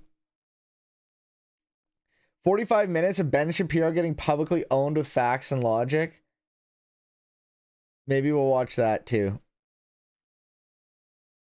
Maybe we'll watch some of that. By its very operation, a form of conformity, and alternative and countercultures are meant to renounce any form of conformity. Now, this whole anti-conformity rhetoric that Jake is spitting here sounds maybe good or believable on the surface, but it's wrong. And it's not that punks and goths and metalheads are interested. Oh my god, if I can get a boss's order, I win. Okay, sorry, Anthony. Sorry. I gotta breathe. I gotta breathe for a minute. Boss up. Come on, baby. Give me that restaurant. Come on. Finish it. Finish strong. Yes. Let's go. Big dubs. Authority or going against the grain. Culturally, they are. But to paint that intention as being completely uninformed about what direction it's going in or what specifically is being rejected in that anti-conformity stance, that is a lack of information there. I mean, if you actually were just blindly rejecting any sort of conformity whatsoever, first off, that would put you in this never-ending cultural pendulum swing loop where the moment things get too far left, you're pushing right. The moment things go too far right, you're pushing left. That's fucking stupid. That's a complete... Being a contrarian is fucking high school shit. You know? That's child shit. Oh yeah, I'm a fucking contrarian. Of course you are. You're a fucking child. You know what I mean? That's child shit. I used to be hugely into being a contrarian. Okay? I used to fucking love, like, just taking the opposite side of everything. You know, just because. Ooh, fucking edgy boy. Look at how edgy I am. But I wasn't edgy. I was a fucking child. Yeah, you're fucking 10, bro. Oh, dude, I was like fucking like 16, 17, bro. No, you're fucking 10. Grow up. Oh, you're 30 and you're still pushing this fucking gender ideology shit? Fucking, you're a fucking child, bro. Grow up. Oh, Zimzer, ha ha ha. Yeah, of course you're gonna find that funny. You're 10. You're a fucking child. You're a fucking child, brother. Like, grow up. Contrarianism just for the sake of being contrarian? You're 10. Grow up. You know, like, unironically, fucking believe in something. Are you not like an adult? Do you not fucking care about something other than just going against society? Fuck you. What is society? You don't even fucking know. Fucking, what is going on? Grow up. Complete lack of beliefs and principles. I'm gonna get my The idea these fucking shit underground slammed genres right and here. fashion It's trends not gonna were be good. informed by nothing else other than just I don't want to be like other people is completely untrue, and nowhere is that more apparent in the very strong political positions that you'll find on records and in art from Crass or The Clash. Susie Sue from Susie and the Banshees was a staunch feminist who saw her look and presentation as very confrontational and going against traditional beauty standards. Like, she did not pick this look up because she saw a hot big titty goth girl on the internet. And Jake continues in this conversation to give completely ahistorical and uninformed takes about underground music culture. I don't know if you've ever met any alternative kids. They're not the most outgoing, right? They are not. No. That's part of the reason why they're kind of looking for the alternative lifestyle. Right, they're the most non-confrontational types of people. So, you know, you could go to the mall and you could maybe have some conflicting ideologies with someone, but you're not going to bring this up because that would start an argument and that's horrible, right? That's the worst thing ever. The idea that alt subcultures now have just become more confrontational because leftism has taken over and they have access to the internet, to me, is very funny. Especially considering that back in the day, these were the same scenes where terms like poser were popularized, where underground gatekeeping truly had its heyday, a time when bands as abstract as Sonic Youth were getting guff and getting called sellouts for being on Geffen Records. Bro, I think we need to fucking bring back calling people sellouts. I think motherfuckers are selling out. Fucking bring it back. Bring it back. Why aren't people being shamed for being sellouts nowadays? God damn. Fucking, I think that, like, you know, we've come a long way from, you know, like, understanding that people can make money online and not be e-baggers. But at the same time, fucking, there's levels to this shit. You know, there's levels to this shit. There's helping support content creators. There's just trying to fucking make a living and live in this fucking capitalist fucking hellscape. And then there's shit that's just worthy of fucking, like, shame. You know what I mean? Fucking being sellouts. Fucking, come on, man. Come on. Ridiculous. We need to make that a thing again. Also, need I remind you that one of the most popular Nazi punk punks songs fuck of the off. 80s Let's is go. literally Nazi punks fuck off, which I love that track, Banger. from what I can see, I have not heard this whole hunk of shit, doesn't come up in this conversation because obviously that would go against the, you know, woke is a recent thing narrative. And if any band today, you know, made a song that was like a punk song or a goth song or whatever that said, you know, Nazi punks fuck off, that would be woke. It's just like we're so angry and hateful and we do such disgusting, awful things. How can we justify this? How can we still be on the right side of history? Oh, that's right. We'll just call them Nazis. So we're just going to call them Nazis and we're going to call them fascists. And so when we act the way that we're going to be acting, we can still feel good and go to bed and fall asleep and dream about communism. But yeah, despite there being very clear I wanna dream evidence about communism. that subcultures and underground music of all types and stripes That sounds have great. always had very strong opinions about who was in and Kinda who was fucked out. up. Jake insists the only kind of gatekeeping that was happening back in the day is name 3 songs, name 3 Susie and the Banshees songs that aren't on Juju. And the gatekeeping we had was, you know, name 3 songs. Oh, you like Susie and the Banshees? Name 3 songs not from the Juju album. That's such a good point. And now it's can men become women if you don't know. Yo, that's so true, you know? Like, when I gatekeep T-Pain, Teddy Pain, however you want to say it, Teddy pinned her ass down. I say, okay, well, you know, in the song Karaoke, who's he the son of? You know? Who are we talking about here? Name his first album. What's Teddy's area code? You know? What are the very first words of the Epiphany album, brother? What are we talking about here? You know? Name every T-Pain album and fucking recite it. You know? That's what it used to be like, but now it's like, hey, what are your pronouns? What are your pronouns before you like T-Pain and pronouns? It's just so woke now. You know, I can't even ask. You know? You know? Yeah, fucking sing como estas, okay? Do it. You know, I can't even say that anymore because then they'll think that I'm not being woke enough. It's crazy out here. What these wokesters are doing. It's just absolutely crazy. I'm gonna just destroy your life. Can't gatekeep Teddy Payne anymore. What's that? Because they wanted goth to be political. They wanted to gatekeep based on politics. Goth music is not political in any way. Which I have a better challenge for Jake. Can you name 3 gay bars that Susie Sue used to frequent back in the day where all of her boyfriends were girlfriends and girlfriends were boyfriends? And I didn't go to the hetero top rank places. I'd skip up to town and go to a gay bar or a gay club. Had lots of girlfriends that were boyfriends and boyfriends that were girlfriends, and had a great time. And as I say, it saved my life. But of course, this is information that Jake wouldn't know or relay to the people watching this crappy video and discussion when this is what he thinks of women in the alternative and the metal scene. I'm gonna upset you a little bit here. Almost all female metalheads are... Yo, who is this man? Bro, he's the anti-woke goth?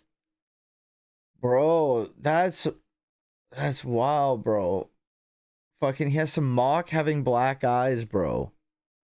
Bro, these fucking, like, weirdo right-wing freaks are fucking having to pretend to have black eyes. And they have the audacity to say that Antifa's fucking causing problems. You guys, they are having to pretend. They're pretending to have black eyes. You guys, we should help them to stop being LARPers. You know, help them out. Help them out. This is absolutely ridiculous. What has this world come to? Are quote-unquote posers, okay? They got it from their last boyfriend. Seriously, until interesting guys with interesting hobbies and interests come along, chicks are usually just watching Love Island and shopping. Which, we need to talk about this clip here, and believe me, it's not about what he's saying. Women be watching Love Island and shopping. Oh my god, what a fucking weird champ. Just the weirdest of champions. Like, not a champion. He is a champion of being a weirdo. God damn, bro. Why do these people have platforms? Who's watching this? Who's the person? I mean, that in and of itself is obviously wrong on the surface. But from the look here, you could really tell this man has very few or maybe no alt or goth women in his life. Welcome, Absolute Batman. Great to see you. Hope you're doing well. You're not going to be here for long, but hope your holiday season's going well. Thank you, my dude. You as well. Thank you. Yeah, it's gonna be kind of a sparse, weird time with streams and stuff over the holiday season here. I'll be posting in my Discord and stuff. But honestly, I kind of might forget what day it is a little bit. But actually, I don't really have that much weekday time off work. This Friday, I'm not gonna be streaming. I think that's Christmas. I don't know. But yes, hope you're all doing well. Fucking thank you, and happy holiday seasons to you as well. Because if he did, they would do him the favor of being like, dude, your makeup is trash. You look like the fucking I Like Turtles. Jonathan the Zombie. Oh my god, he does look like Jonathan the Zombie, bro. That's where it fucking came from, bro. Oh my god. This guy's a dumbass. Is what it's called. It just came out. Fucking the video I was planning on watching was fucked up. So I played this in background while I found the actual video that we're gonna be watching in a minute here. But Bro, he does look like Jonathan the Zombie. Oh my god, bro. Kid, look, this isn't body shaming. I'm not. Oh, fuck, bro. I Like Turtles was my fucking whole childhood. Oh my god. I Like Turtles. Back here live at the Waterfront Village with my friend, Jonathan. the zombie, Jonathan. You're looking good. Jonathan just got an awesome face paint job. What do you think? I like turtles. All right, you're great zombie. And good times here at the Waterfront Village. Open for the next 11 days. Oh, fuck, so good. SP is a 33-year-old man. I smelled funny when I was welding, and now I can't breathe. Wait, okay, I didn't mean to click this video, but I got questions. Okay. I need a fucking trip banger. I need a fucking trip banger here. And I gotta fucking take care of that fucker. This Raging Bolt. Can I do 240? I can do 240. Oh, you son of a bitch. Get ready. He's gonna be so mad. Are you gonna scoop it? Scoop it, brother. Bang. Burning Darkness. Get the fuck out of here. Get fucked. Let's go. Whoop, whoop. Whoop, whoop. Whoop, whoop, whoop, whoop, whoop, whoop, whoop, whoop. Oh, I don't need that dust gloves. I have no clue what the fuck this is or how. I guess it popped up on the fucking thing and I clicked I Like Turtles. Okay. Okay, back to this. Calling the guy ugly. What we're talking about here is a choice. This man woke up and volunteered to make himself look like the I Like Turtles child. And I just think no one is telling him Jonathan the because Zombie is his no name. one loves him. To kind of close this conversation out, there's another clip where Jake is whining and moaning about artists like Haley Williams, the great, talented, fantastic. Yo, I moved my I got some desk mounts for 2 of my monitors. And so now they're off the thing, so I had to raise my camera. So now my camera's like up and down more. Like it's higher, but it's like facing down more, so the angle is a bit different. But I can go like this, and like for the most part, my hands are fucking in the thing. I can woo woo. You know, the jerking off Giants fucking motion. You know, giant skier. All right. Good shit. Big dubs, big dubs, big dubs.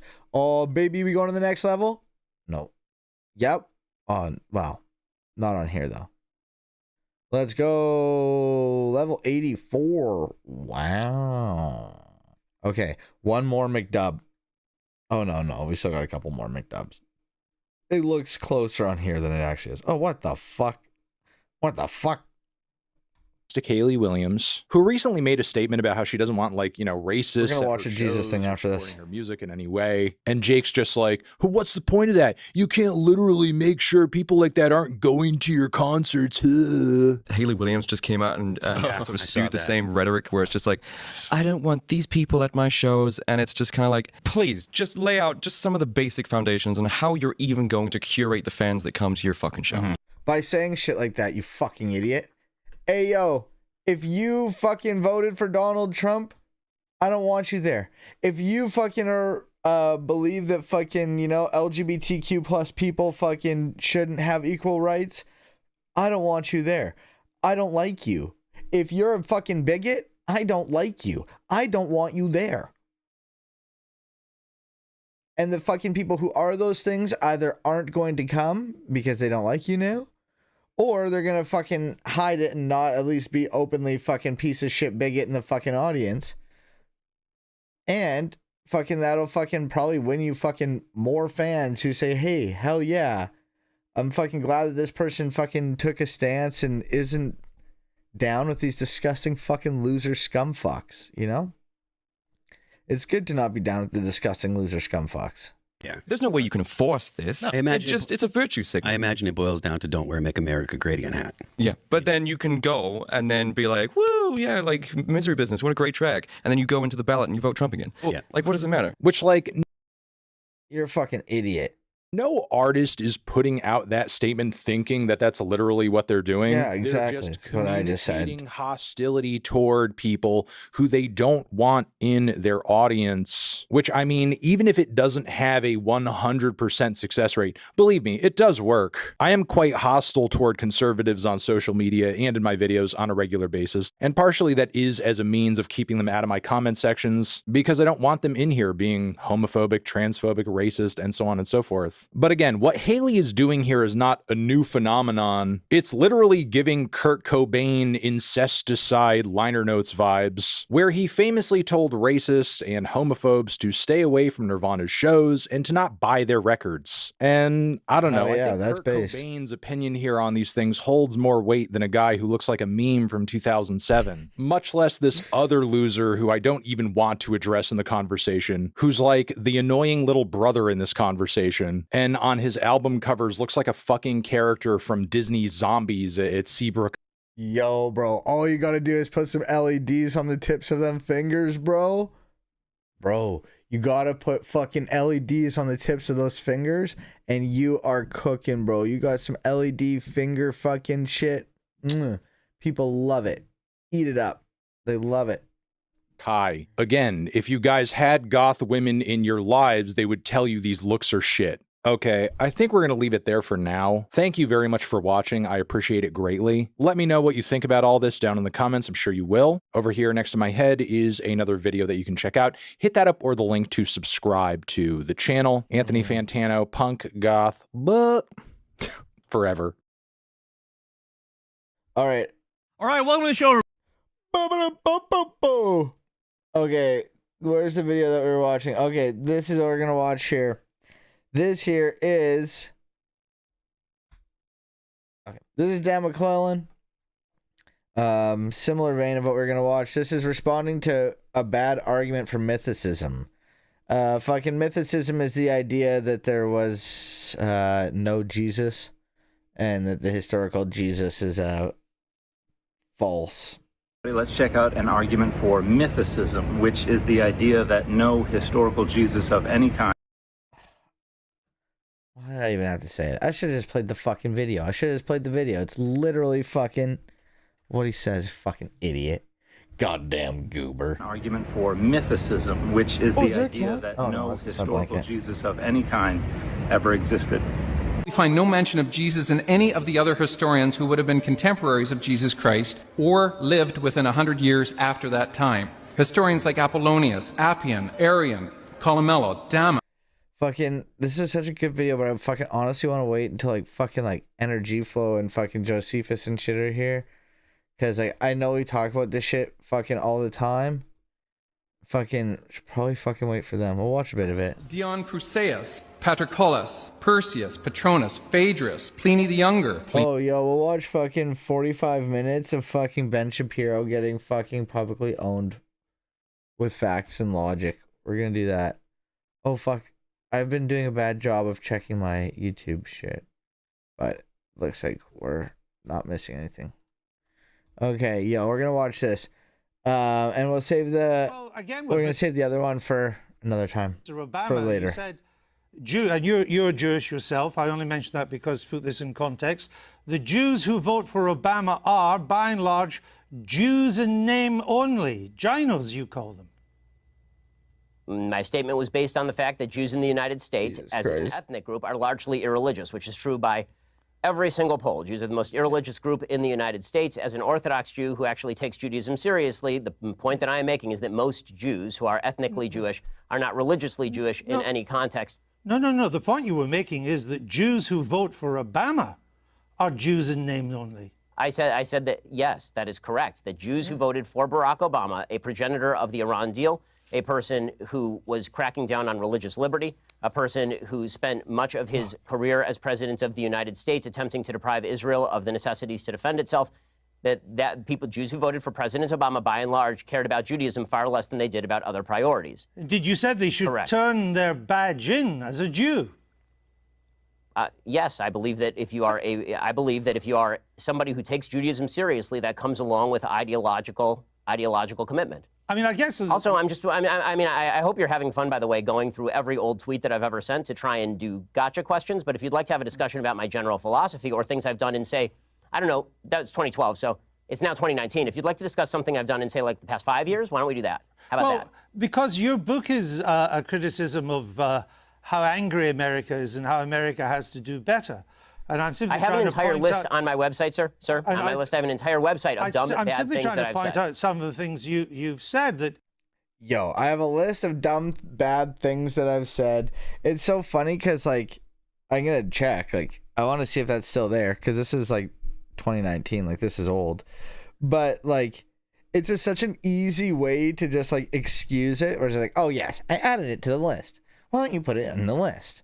You know, it's just like, okay, but, like, just saying that, like, you said something dumb doesn't mean that you don't have to answer for it anymore. Like, just because it's on a list that you said that it's dumb, like, unless there's a big deep explanation on why it's dumb and why it was fucking factually incorrect, because I'm here for that. Like, let me look into that. Seemed to me to help to stoke that anger. For example, you said Israelis like to build, Arabs like to bomb crap and live in open sewage. Well, as I say in an article entitled, "Here's a list of all the giant, bad, dumb things I've ever said." Was that dumb?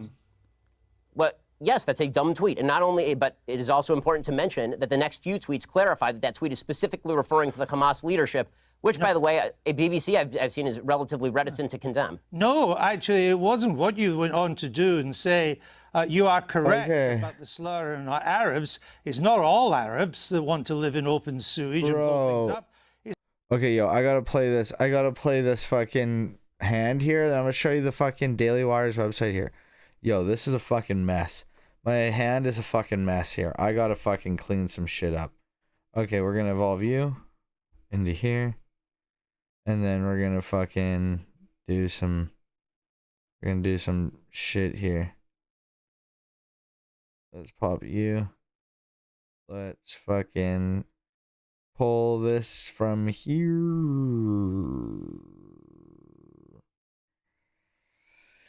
I only have one more left after this, which is kind of a problem, but we'll figure it out. Let's see if I have the energies for this. Okay, let's continue Just this. Palestinians, you went on to say. It's just the ones who take sides against Israel in the Israel-Palestinian Arab population is rotten to the core, you went on to say. Not Hamas. The Palestinian Arab population. I say that by poll numbers, they elected Hamas. They elected Hamas. They educate their children in school that Israel should be obliterated, sir. I guess... If you want to read... honestly, this is a giant waste of time in the sense that the entire interview is designed for you to shout slogans or old things that I've said at me. I don't see how this forwards the debate. You talk about... Fuck, I shouldn't have done that. The public discourse. It seems to me that simply going through and finding lone things that sound bad out of context and then hitting people with them is a way for you to make a quick buck on BBC off the fact that I'm popular and no one has ever heard of you. There are not many bucks to be made on the BBC, unlike American broadcasting, Mr. Shapiro. The point I'm trying to make is that your words are hardly... You're getting paid, it seems. It's like, what makes it seem like that? Like, I'm sure he is, but, like, it's definitely not at the same level. But, yo, I tried to find... I followed this link to the, like, big list of dumb things Ben Shapiro said. And this is the website. Fucking... This is what it shows. This is the Daily Wire's website. This is the Daily Wire's 404 page. Oh, look at this. Fucking... It's just like different people fucking up doors. George Bush fucking up the door. Okay. Okay. Real history with Matt Walsh. Holy shit. Can you imagine? Oh my god, bro. I wonder how many people actually pay for this. Bro, I wonder if I could. Wonder how easy it would be to get a 7-day free membership or something. Do they have a trial? New annual members, 40% off Daily Wire. Oh my goodness. It's only $7.45 a month if you buy it for the whole year. Free leftist tears tumbler and 3 months of shaving from Jeremy's razors. Holy, a leftist tears mug. That's so cool. Oh my goodness. Oh.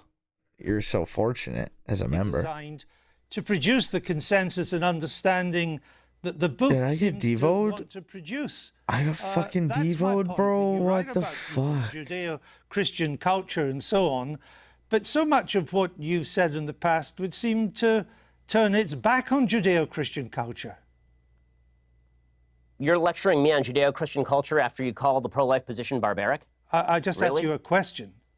And I asked you a question. You failed to answer a single one of mine. Frankly, I find this whole thing a waste of time. If you want to read the book and critique the book, why don't you read and critique the book? If you want to critique me, you can think whatever you want of me. Why don't you frankly, just try and I don't answer care. the I don't questions? frankly give a damn what you think of me since I've never heard of you. And I've never heard of you until I briefed myself for this. But that's not the issue. You have a Then new why the hell book are you out, and interviewing me, it's sir? it's an interesting book.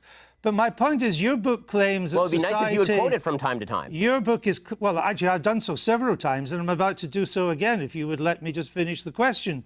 Your book frankly, I don't claims think that this- you know what? society Honestly- is turning honestly, its sir, back on Judeo-Christian values. Yeah, this What are considering those values? considering what are the values it's turning its back on? I'm not inclined to continue an interview with a person as badly motivated as you as an interviewer. So I think we're done here. I appreciate your time, sir. All Thank right, you so well, much. thank you for your time and for showing that anger is not part of American political discourse. Now, Mr. Shapiro, we'll say goodbye. Tradition, And I don't think God would permit a proactive immorality, even if he can't for some reason. Shout out Alex O'Connor for getting in the fucking making Ben Shapiro look like a fucking idiot fucking compilation. Yo, that's pretty sick. Abolish the practice altogether, if you see what I'm saying. No, that last point I don't see. So when you say even if he can't abolish the practice altogether, well, which already no, I think he would be able to do. Right. So the question is whether he can or whether he can't. If he can't abolish the practice, then the idea of wooing people away from a particular type of sin through a gradualistic process is known throughout societies across human history. I mean, the gradualistic processes are the way that most things get done across human history. And by the way, the universal practice, unfortunately, up till today in many places in the world, is in fact the extreme version of what you're talking about. Raise everything, kill everyone. That sort of stuff, unfortunately, does take place, even on planet Earth, even in the year 2023. And so the idea of a culture arising from the Bible that not only abolished slavery on its own shores, but then abolished slavery literally everywhere else, which is what Great Britain did. Your dad is again, now to separate ready. that off from a tradition that also says that every human being is made in the image of God, right, which is the verse from Genesis, or that you have to treat the stranger well, right, which is repeated more than any injunction in the Bible, right? There are these traditions that are at war with each other inside the Bible, which is why there is this. If there's any lesson to learn from conservative Christians and the Bible itself, it's that you should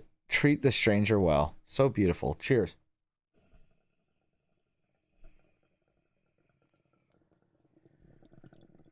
Hotly fought kind of argument inside biblical circles about all of this stuff, which again is one of the reasons why I said right up top that when it gets to I can't just open the Bible and interpret the text as I would see fit. And say, well, I don't like this verse right here. Contradictory? What was that? You say that Scripture is contradictory? Well, I say that Scripture is, some Scripture is time-bound and some Scripture is not. So the easy one, the sort of easy way to distinguish is that when the Bible says not to do a thing, then that tends to be non-time-bound. And when it says to do a thing? And when it says to do a thing, that may be a temporary permission structure, but it could also be a wooing. And by the way, again, I'm not speaking out of turn here. This is Well, it could be temporary, but it could also not be temporary. So it kind of defeats my whole. So I'm not an expert. 1,500 years of Jewish reinterpretation of Esha Yifat to take a quick example, right? The War Bride, the long-standing Talmudic tradition, which again is almost 2,000 years old at this point, is that was deliberately an attempt to avoid mass war rape, which again, you can scoff at that, but mass war rape happened on this continent 70 years ago when the Russians literally raped everyone as they came into Germany. So these evils continue to exist in the human heart. Even if this was a liberalizing force, and even if this was not as bad as other slavery, do you think that the ownership of other human beings under the conditions of the Hebrew Bible are immoral? Yes. So how do you account for God commanding something which you now see to be, or rather permitting something and explicitly and giving you details about how to do something which is proactively immoral? Because he's not permitting me, permitting my great to do something immoral, to do something immoral that in the time was not considered immoral. It wasn't considered immoral, right. but was it immoral? By today's standards that were developed by the relativist? Judeo-Christian tradition, sure. By today's standards developed under the Judeo-Christian tradition, immoral. Which, by the way, you're living off the. You're again, not to get back to the Tom Holland. He's like, fuck. He's trying so hard. Trying so hard to squeal out of it. He knows he got cooked. You're living off the remains of this. I mean, where's your morality coming from? But who's the moral relativist now? I mean, it seems that a moment ago you say that the great success of religion is providing a sort of untouchable moral basis that sort of transcends human affairs and human debates. And now when I say, well, look at this, open your own religious scripture and look at this blatant immorality, you say, yeah, but well, that was considered to be fine at the time. It's considered to be bad now by the progress of Judeo-Christian there's a question values. Who's the moral relativist here? Well, it's not relativistic to say that a thing that is wrong today is considered wrong today because of a tradition that developed over time. The question I'm asking is not, was it considered right or wrong at the time of biblical slavery? It was wrong. Was it wrong? It was wrong then to hold a slave. Yes, it was wrong then to hold a slave, obviously. And also, if you are God and you are pragmatically attempting to woo people away from slavery, was it a practicable thing to simply, quote unquote, abolish slavery? Or here's an idea, for example. In the book of Exodus, God says, I think in chapter 21, maybe 22, says that if you have a Hebrew slave, you are to let them go after 7 years. If that Hebrew slave comes to you with a wife, then after the 7 years, you let them go too. If you give the Hebrew slave a wife and they have children, then after those 7 years are up, you give the man a choice. He can go after the 7 years, as per, but you keep his children and his wife. Or, and here the scripture says, if he says, I love my wife, I love my kids, and my master, as if that's going to be one of the principal considerations, then he can stay with you, at which point you take him outside, you pierce his ear like cattle, and he becomes your property for life. Now, here's a suggestion, for example. If it was already established that Hebrew slaves go after 7 years, and it's already established that if they come with a wife, they can go after 7 years, then if I give them a wife and they have children, would it not be, it doesn't seem to me particularly revolutionary. It doesn't seem to me the kind of thing that would have caused such social discohesion that God just couldn't have found a way to do it, to say, well, why not let the whole family go free after those 7 years? With the knowledge beforehand that if you give this Hebrew slave of yours a wife and children, they'll get to leave with them. That seems to me, for example, a minor improvement that would not cause this kind of revolutionary earth-shifting, he couldn't have just gotten away with slavery. Maybe that's true. But something as obvious as this, I got one more. It seems that game. If that is the case, that could have easily been done, then the failure to do so and the keeping of that Hebrew wife and their children as the master's property, that itself becomes an immorality that is dictated. If I agree with your premises, I agree with your conclusion. I think that the question as to how much social discohesion would it have caused to do a thing is an open question. I think the other question... Yeah, it's really about social discohesion. Because fucking, if we know anything about ancient fucking Hebrews or fucking ancient Jewish groups, fucking, they were all about ensuring that they didn't have any social discohesion happening. The fuck are you talking about, Benjamin? Benjamin, what are you saying to me? What are you saying? Like, that was like the big fucking issue. That's the thing that caused a lot of fucking problems with like a lot of their neighbors and stuff. Fucking, isn't that like the big fucking claim to fucking why fucking why like ancient Judaism was so important was because they were the finger quotes first monotheistic fucking religions? How did that help with social cohesion? How did that go, Ben? Like, there's lots of things. Fucking, what about fucking the fucking different practices and the different fucking mitzvahs and the foods that could or couldn't be ate? How did that fucking go with lots of different fucking neighbors with the Greeks and the Romans? Fucking dog, it caused a lot of fucking issues. And fucking eventually, in certain areas and during certain periods, things were more or less accepted. But fucking, it caused a lot of issues. You see it in the fucking Bible itself. How fucking, like the neighbors and shit fucking had issues with the way that they were doing things and were judging them and fucking didn't understand. And So it's not about fucking, oh, well, it would be weird if they didn't have slavery. Bro, it was weird that they didn't work on the Sabbath, bro. What do you mean? What? What are you saying? That sort of remains open here is the incentive structure as to whether you accept a wife from your master. Right? So I don't want to get into the abstruse, I mean, we can do this literally all day. Hey, so my name's Ben. I'm also a Jew. I hate public speaking. Well, it's the two of us against the world here in Iowa. So. Yeah. But yeah. You should grow out your hair. I mean, Jewish people have beautiful hair, man. You should show it off. No, but I'm not here to talk about something that's very funny. I kind of have I don't know much about you, so I have a series of back and forth questions, if that's okay, just before I ask my question.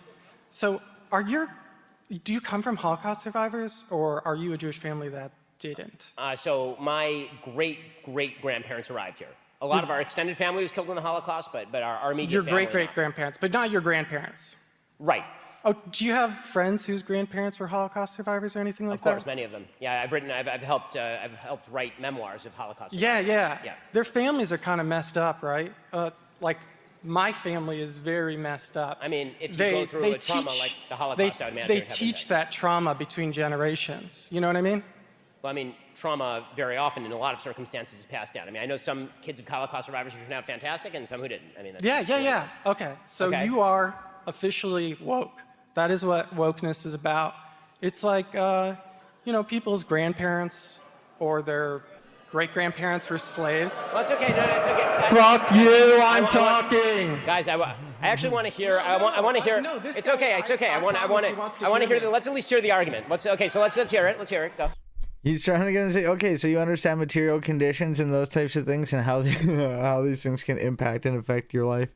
And everyone's just like, oh shit, no, fuck no, hey, we're not understanding material conditions. How dare you? What? He wants to hear me. I do want to hear it. It's fine. Let him go. Let's hear it. Come on. So explain how that's woke. So, I mean, the whole thing is like, let's see. So during Silent Calvin Coolidge's administration, do you know about the Great Mississippi Flood back in the 1930s? I understand that American history is filled with racial evil. Yeah. And that causes some intergenerational trauma, which affects people's ability to be, so let me effective, and things like that. Fine. So let me ask you a question. Yeah. So if the idea is that history has consequences, of course that's true.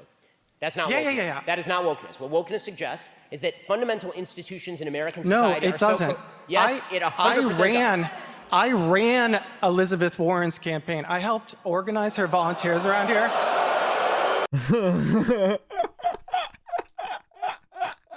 Oh my god, the boos are so hard. That's so funny. Oh, my dude's fucking just he's standing on it. He's standing on business. I am a representative of wokeness. Okay, well, and that's just, this is all it is. Well, I mean, when I went to go get my first tattoo, the guy had lightning bolts and 88s tattooed on his neck. And as a Jewish person, that's really messed up. It's basically a threat. There are racist people who exist. The argument that you're making, and I'm going to close with this because this is going in weird directions, and I don't really want to. No. Weird directions? What are the weird directions, brother? Fucking, you're getting cooked a little bit. You're getting cooked up a little bit here, and he doesn't like it. God damn. I don't really want to get. Just hold up a second. I let you get out your arguments, and now it's time for me to respond because I let you say the full argument. I'll let you respond, but no, not but. Now's my turn. You are not characterizing what I'm saying accurately. Now it's my turn. Your definition is inaccurate. The reason your definition is inaccurate is because any sentient human. Yo, I want the global beta fucking sleeves. That's so funny. Global beta.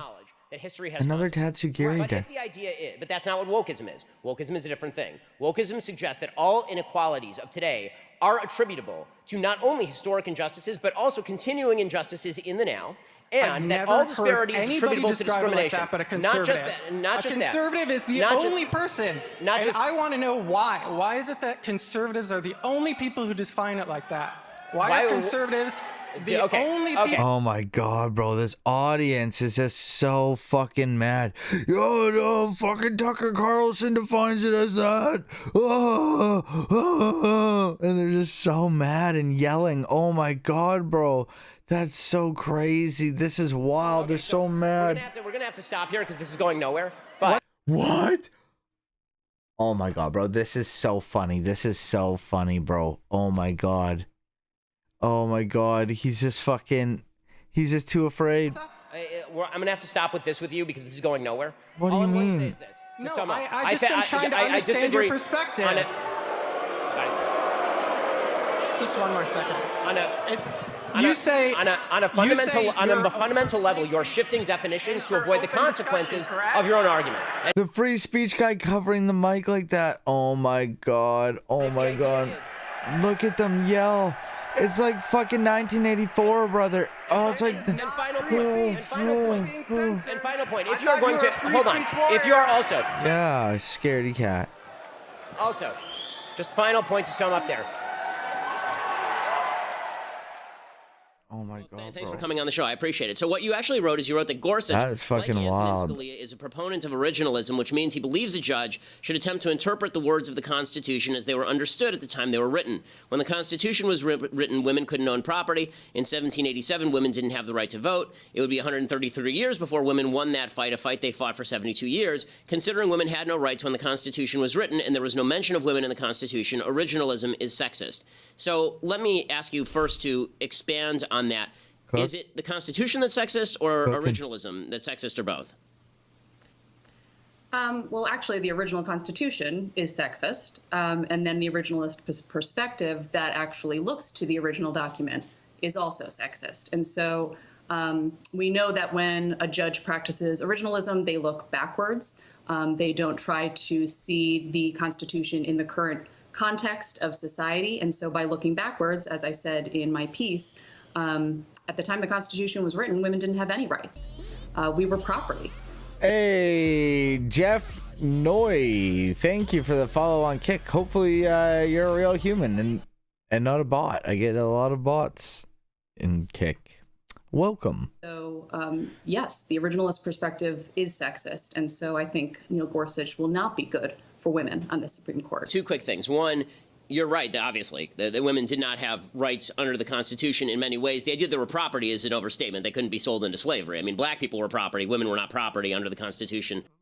Bro, oh my god. Of the United States. Oh my god. It's like, yeah, that's true. But like fucking, but like, dude, like to like say that shit and then be like, and this is why I, hypothetically, for the sake of argument, think that like we should be originalists on the Constitution. It's like, wait, what?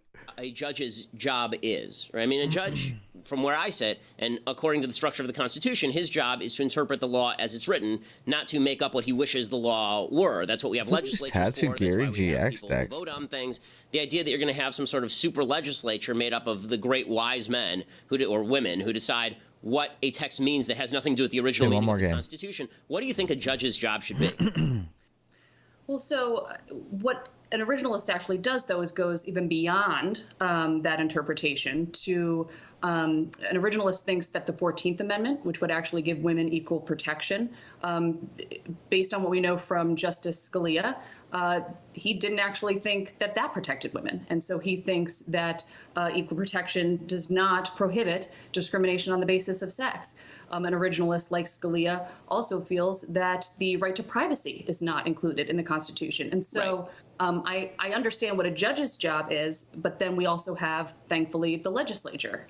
And so the legislature can pass public policies that will give women rights. And to be fair, that's what Scalia says. I mean, that's what Robert Bork says. That's what Justice Thomas says. I'm an originalist. This is what originalists say. We say this is why we have legislatures. The purpose of a legislature is to pass things like the Civil Rights Act of 1964. You don't have judges who just sit there and then pass legislation. This is why we have separate branches. So again, I ask you, you're upset at the outcome of some of what the judges say because the judges are reading the text according to what texts mean. I mean, it's not poetry. But what do you think a judge should do that is distinct from what a legislature does? The Well, to answer that, I mean, what now is happening is so the legislature passes a policy to give women greater access. Let's use Hobby Lobby, since that's a case that Neil Gorsuch, ruled on.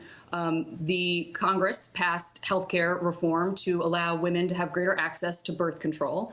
And when that then went through the court process, because conservatives argued against that, when it went through the court process, it was ruled down. And so, we might have the legislature, yes, we have judges, but with an originalist perspective, like Neil Gorsuch's and like Scalia's, when we try to progress women through public policy, it then is still being shot down in the courts because that originalist perspective, as I mentioned, is a sexist perspective. Okay, so again, the problem is that, I mean, take Hobby Lobby as an example. Problem is, I like Hobby Lobby. He's against contraception, presumably. I mean, his church apparently is pro-contraception.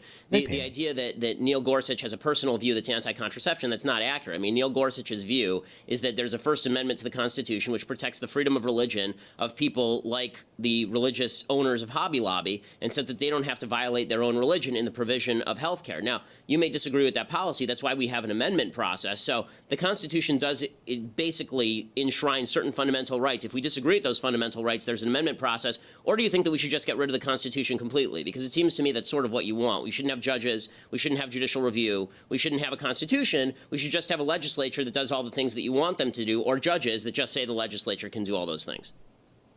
No, not at all. We need to pass public policies, or we could amend the Constitution. And Right. women did try that through the Equal Rights Amendment, but that too didn't make it through. Right. And so, to your point about Hobby Lobby, it is the first decision where two competing interests, the religious freedom, religious rights of individuals, did actually then trump the rights of those who need access to birth control. And so I think a different judge in that position, who doesn't have an originalist perspective like Neil Gorsuch's, wouldn't have ruled in that way. How should a judge read a text? Should a judge just decide what the judge wants to be the law and then just say this is the law? Like, what standard do you use?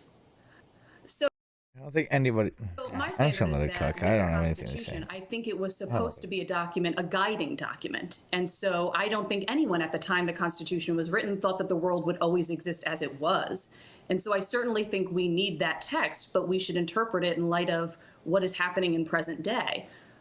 We've changed a lot as a culture and as a society. And so to assume that you can use a text from hundreds of years ago to decide cases today just seems ridiculous. Except that we do that with texts literally every day in the courts. We use the Sherman Antitrust Act to rule on antitrust. We use the Food and Drug Administration Act to determine what the FDA is allowed to regulate. Legislation is designed to be interpreted as text. This is just basic legal 101. I mean, you're supposed to read a text as it's written, not as a piece of T.S. Eliot.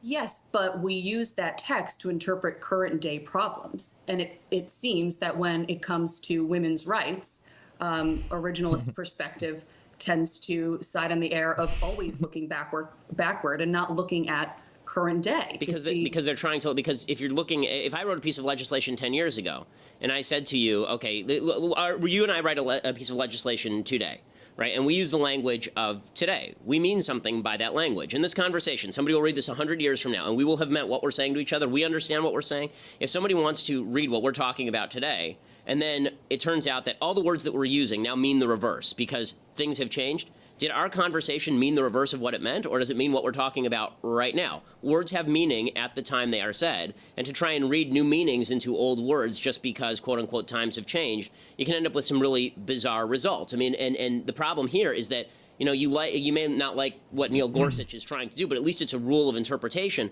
In the constitutional structure, what we've had is the Supreme Court very often reversing itself on the exact same language by using the sort of rules that you want. So, for example, in Plessy versus Ferguson, you had the Supreme Court say that the 14th Amendment did not apply to black people insofar as segregation was okay. And then 50 years after that, they say, no, it turns out the 14th Amendment actually meant that segregation is not okay anymore. Well, that's silly. I mean, it either meant one or it meant the other. It didn't mean two different things at the same time. One of those decisions is wrong and one of those decisions is right. That's true for every judicial decision. The idea that we can just look to our hearts to determine what a text meant 200 years ago is silly when we can find out what they meant. Bro, literally every religion. Years ago by reading what they're talking about now. And yes, I wouldn't disagree. Where you made the point, though, that our conversation we're having today, what we're saying to one another is what we're saying to one another. And if looked at 100 years from now, it would still mean the same thing. But people using our conversation 100 years from now would have to apply it to that current day because it's not going to look the same. And so we do need to look back at texts, but we need to interpret them. He looks like such a little baby in this, like so wild. He looks so young. I mean, Justice Scalia came out and said that the 14th Amendment does not prohibit discrimination on the basis of sex. Justice Scalia came out and said that there is no right to privacy in the Constitution. Right, because there aren't any of those things in the Constitution. If you want to establish one, you create an amendment. There's no right to abortion in the Constitution. The right to privacy is not the right to have an abortion. The right to privacy also covers the right to access birth control. And so that... Yes, Griswold versus Connecticut, 1965. I'm well aware of the case. But the idea that the founders, the people who wrote the Constitution, were deeply concerned with access to birth control in the federal Constitution is just silly. This is why we have legislatures. The point is that I'm in favor of availability of contraception. This is why I would elect people who would be in favor of availability of contraception. If you just want the courts to do what you want them to do, why not just appoint a couple of oligarchs? We can have Ruth Bader Ginsburg be our queen, and then we don't actually have to have a legislature anymore. We can skip all these expensive election things. Donald Trump wouldn't be president, and the notorious RBG would just rule us all. The problem for women in this country is that when we pass public policies to increase our rights, they are then shot down by the court who doesn't believe what you just explained, that we don't have a right to privacy or that we don't have equal protection under the law. A little bit, but when it comes to transgenderism, the argument that is typically made by gender theorists it's fucking Neil deGrasse Tyson. Gender is entirely separate from sex. You've seen the argument made that it makes no difference on average if men are stronger than women are, and that if we were to allow transgender women to compete with non-transgender women, then this would somehow not disadvantage biological. Yo, fucking trans women are able to compete and have been for a long time, and women are cis women are still winning. Trans women aren't winning every single fucking thing that they're doing. It's just so dumb. The whole thing's dumb. I don't care about sports. Fucking, I care more about fucking, trans people than sports. So, like, maybe I'm not the best person. And it's such a dumb conversation. I know it's old, but I just want to hear fucking Neil deGrasse Tyson fucking dunk on his bitch ass about it.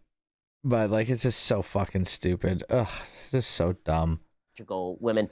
And this seems to me absolutely ascientific, that if we're actually going to have a discussion about gender and sex, that should be based in data, which suggests that mammals are, in fact, binary in terms of their sex, unless you have intersex birth defects, typically, or genetic defects. I'm happy to opine on this. This only matters because today we segregate nearly all sports by gender. Otherwise, why do you even give a shit what someone identifies with? So we live in a free country, and with consenting adults and people free expression of who and what they are. Man, on adult level, I agree with you. I think it does matter what you teach your children. I'm saying. And so there's the children.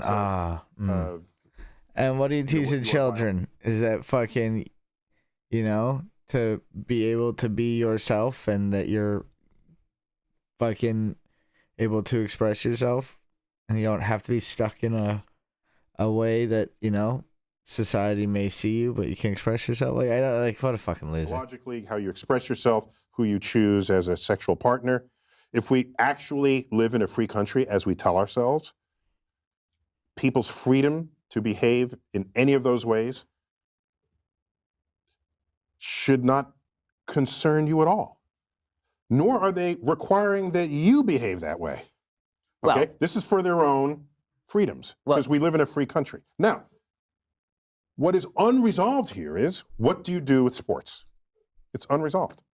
And I've followed that closely, and I don't see any I don't see any meaningful solutions to come down off of that.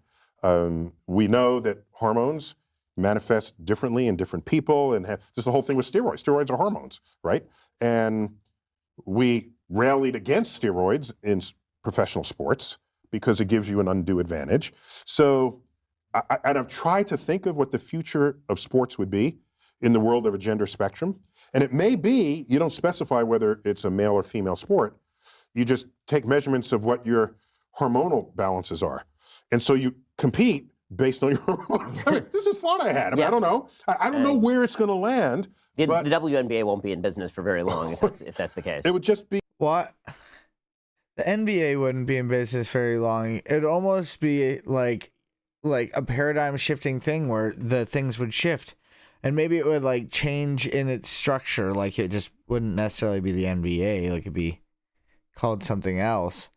But like, yeah, like that's the point, is that like it's fucking like a radical reimagining of how this would work. But you'd have to find some way to compete people against each other if you still care that sports is an interesting activity. I guess the area where it does come up in a non-sports area. Yeah, tell me, I don't know. So it would be, you talk in your book about the education of children and teaching children about science. And right now, children are being taught about the quote-unquote gender spectrum, which is not scientifically based. That is a theory-based idea. No, wait, hold on. People express themselves on a spectrum. So you learn that. That's a social point, not a scientific point. It's meaning we express ourselves hold on. based in different languages. Is that something you teach in science class, or is that something that you teach when you're teaching language? So whether the fact sociology, that people want to express themselves on a spectrum, on a gender spectrum, whether that fact is something you want to put in a sociology class or in a science class, maybe that remains to be determined. But it is a real fact about real society. Well, of course, nobody's denying that people identify how they want to identify. Well, you are. What is the relationship of that to biology? Meaning that the argument is made that trans women are women, for example. Trans women are women. Seems to mean is that trans women are identical to women. Now, if people want to say trans women are not biological women. Nobody's ever said fucking identical. No woman is identical to another woman. Your mom's not identical to your sister. Your mom's not identical to your grandma. No, like maybe if you're identical twins, but even then, like, are you really identical? Maybe. But like, unless you're identical twins, nobody's identical. Fucking trans women are women. Obviously, that is the case. But people don't seem to want to say that. Although that is obviously scientifically true. Trans women are not biological women. Biological women are biological women. But where are you going with this? What are you trying to accomplish by asking yourself, is it science or is it not science? It's people in society. But this is a perfect example of an area where suddenly it doesn't matter to say things that are just true. Like why is it bad or wrong to point out? I have another way to approach this. I care what is objectively true in the world as a scientist. But let me not say even as a scientist. I just simply care what is objectively true. And science happens to be a pretty potent path to invoke, to find out what is true. And so if people express themselves on a gender spectrum, and that is an actual thing in an actual society, if we have not fully explained that scientifically, that's an interesting frontier to study. If you want to say it's only sociological, then it's the purview of the social sciences. I don't care who studies it. It's an interesting fact about society that's worth learning about. To fight someone and say, it's not biological, it's just your this, it's real and it's there. Well, you can affirmative action, for example. Oh, fucking so good. Good work. That was good. All right, everybody. I might be back on for a little bit later. We'll see. But I am going to end it here. I'm not going to raid out Go on to wherever you would like to go. Have a great rest of your day. It's going to be kind of weird with the holidays and stuff. We'll see what happens, but have a great rest of your night, everybody. I will see you all soon. I'll keep Discord informed, but have a great rest of your night, everybody. Bye.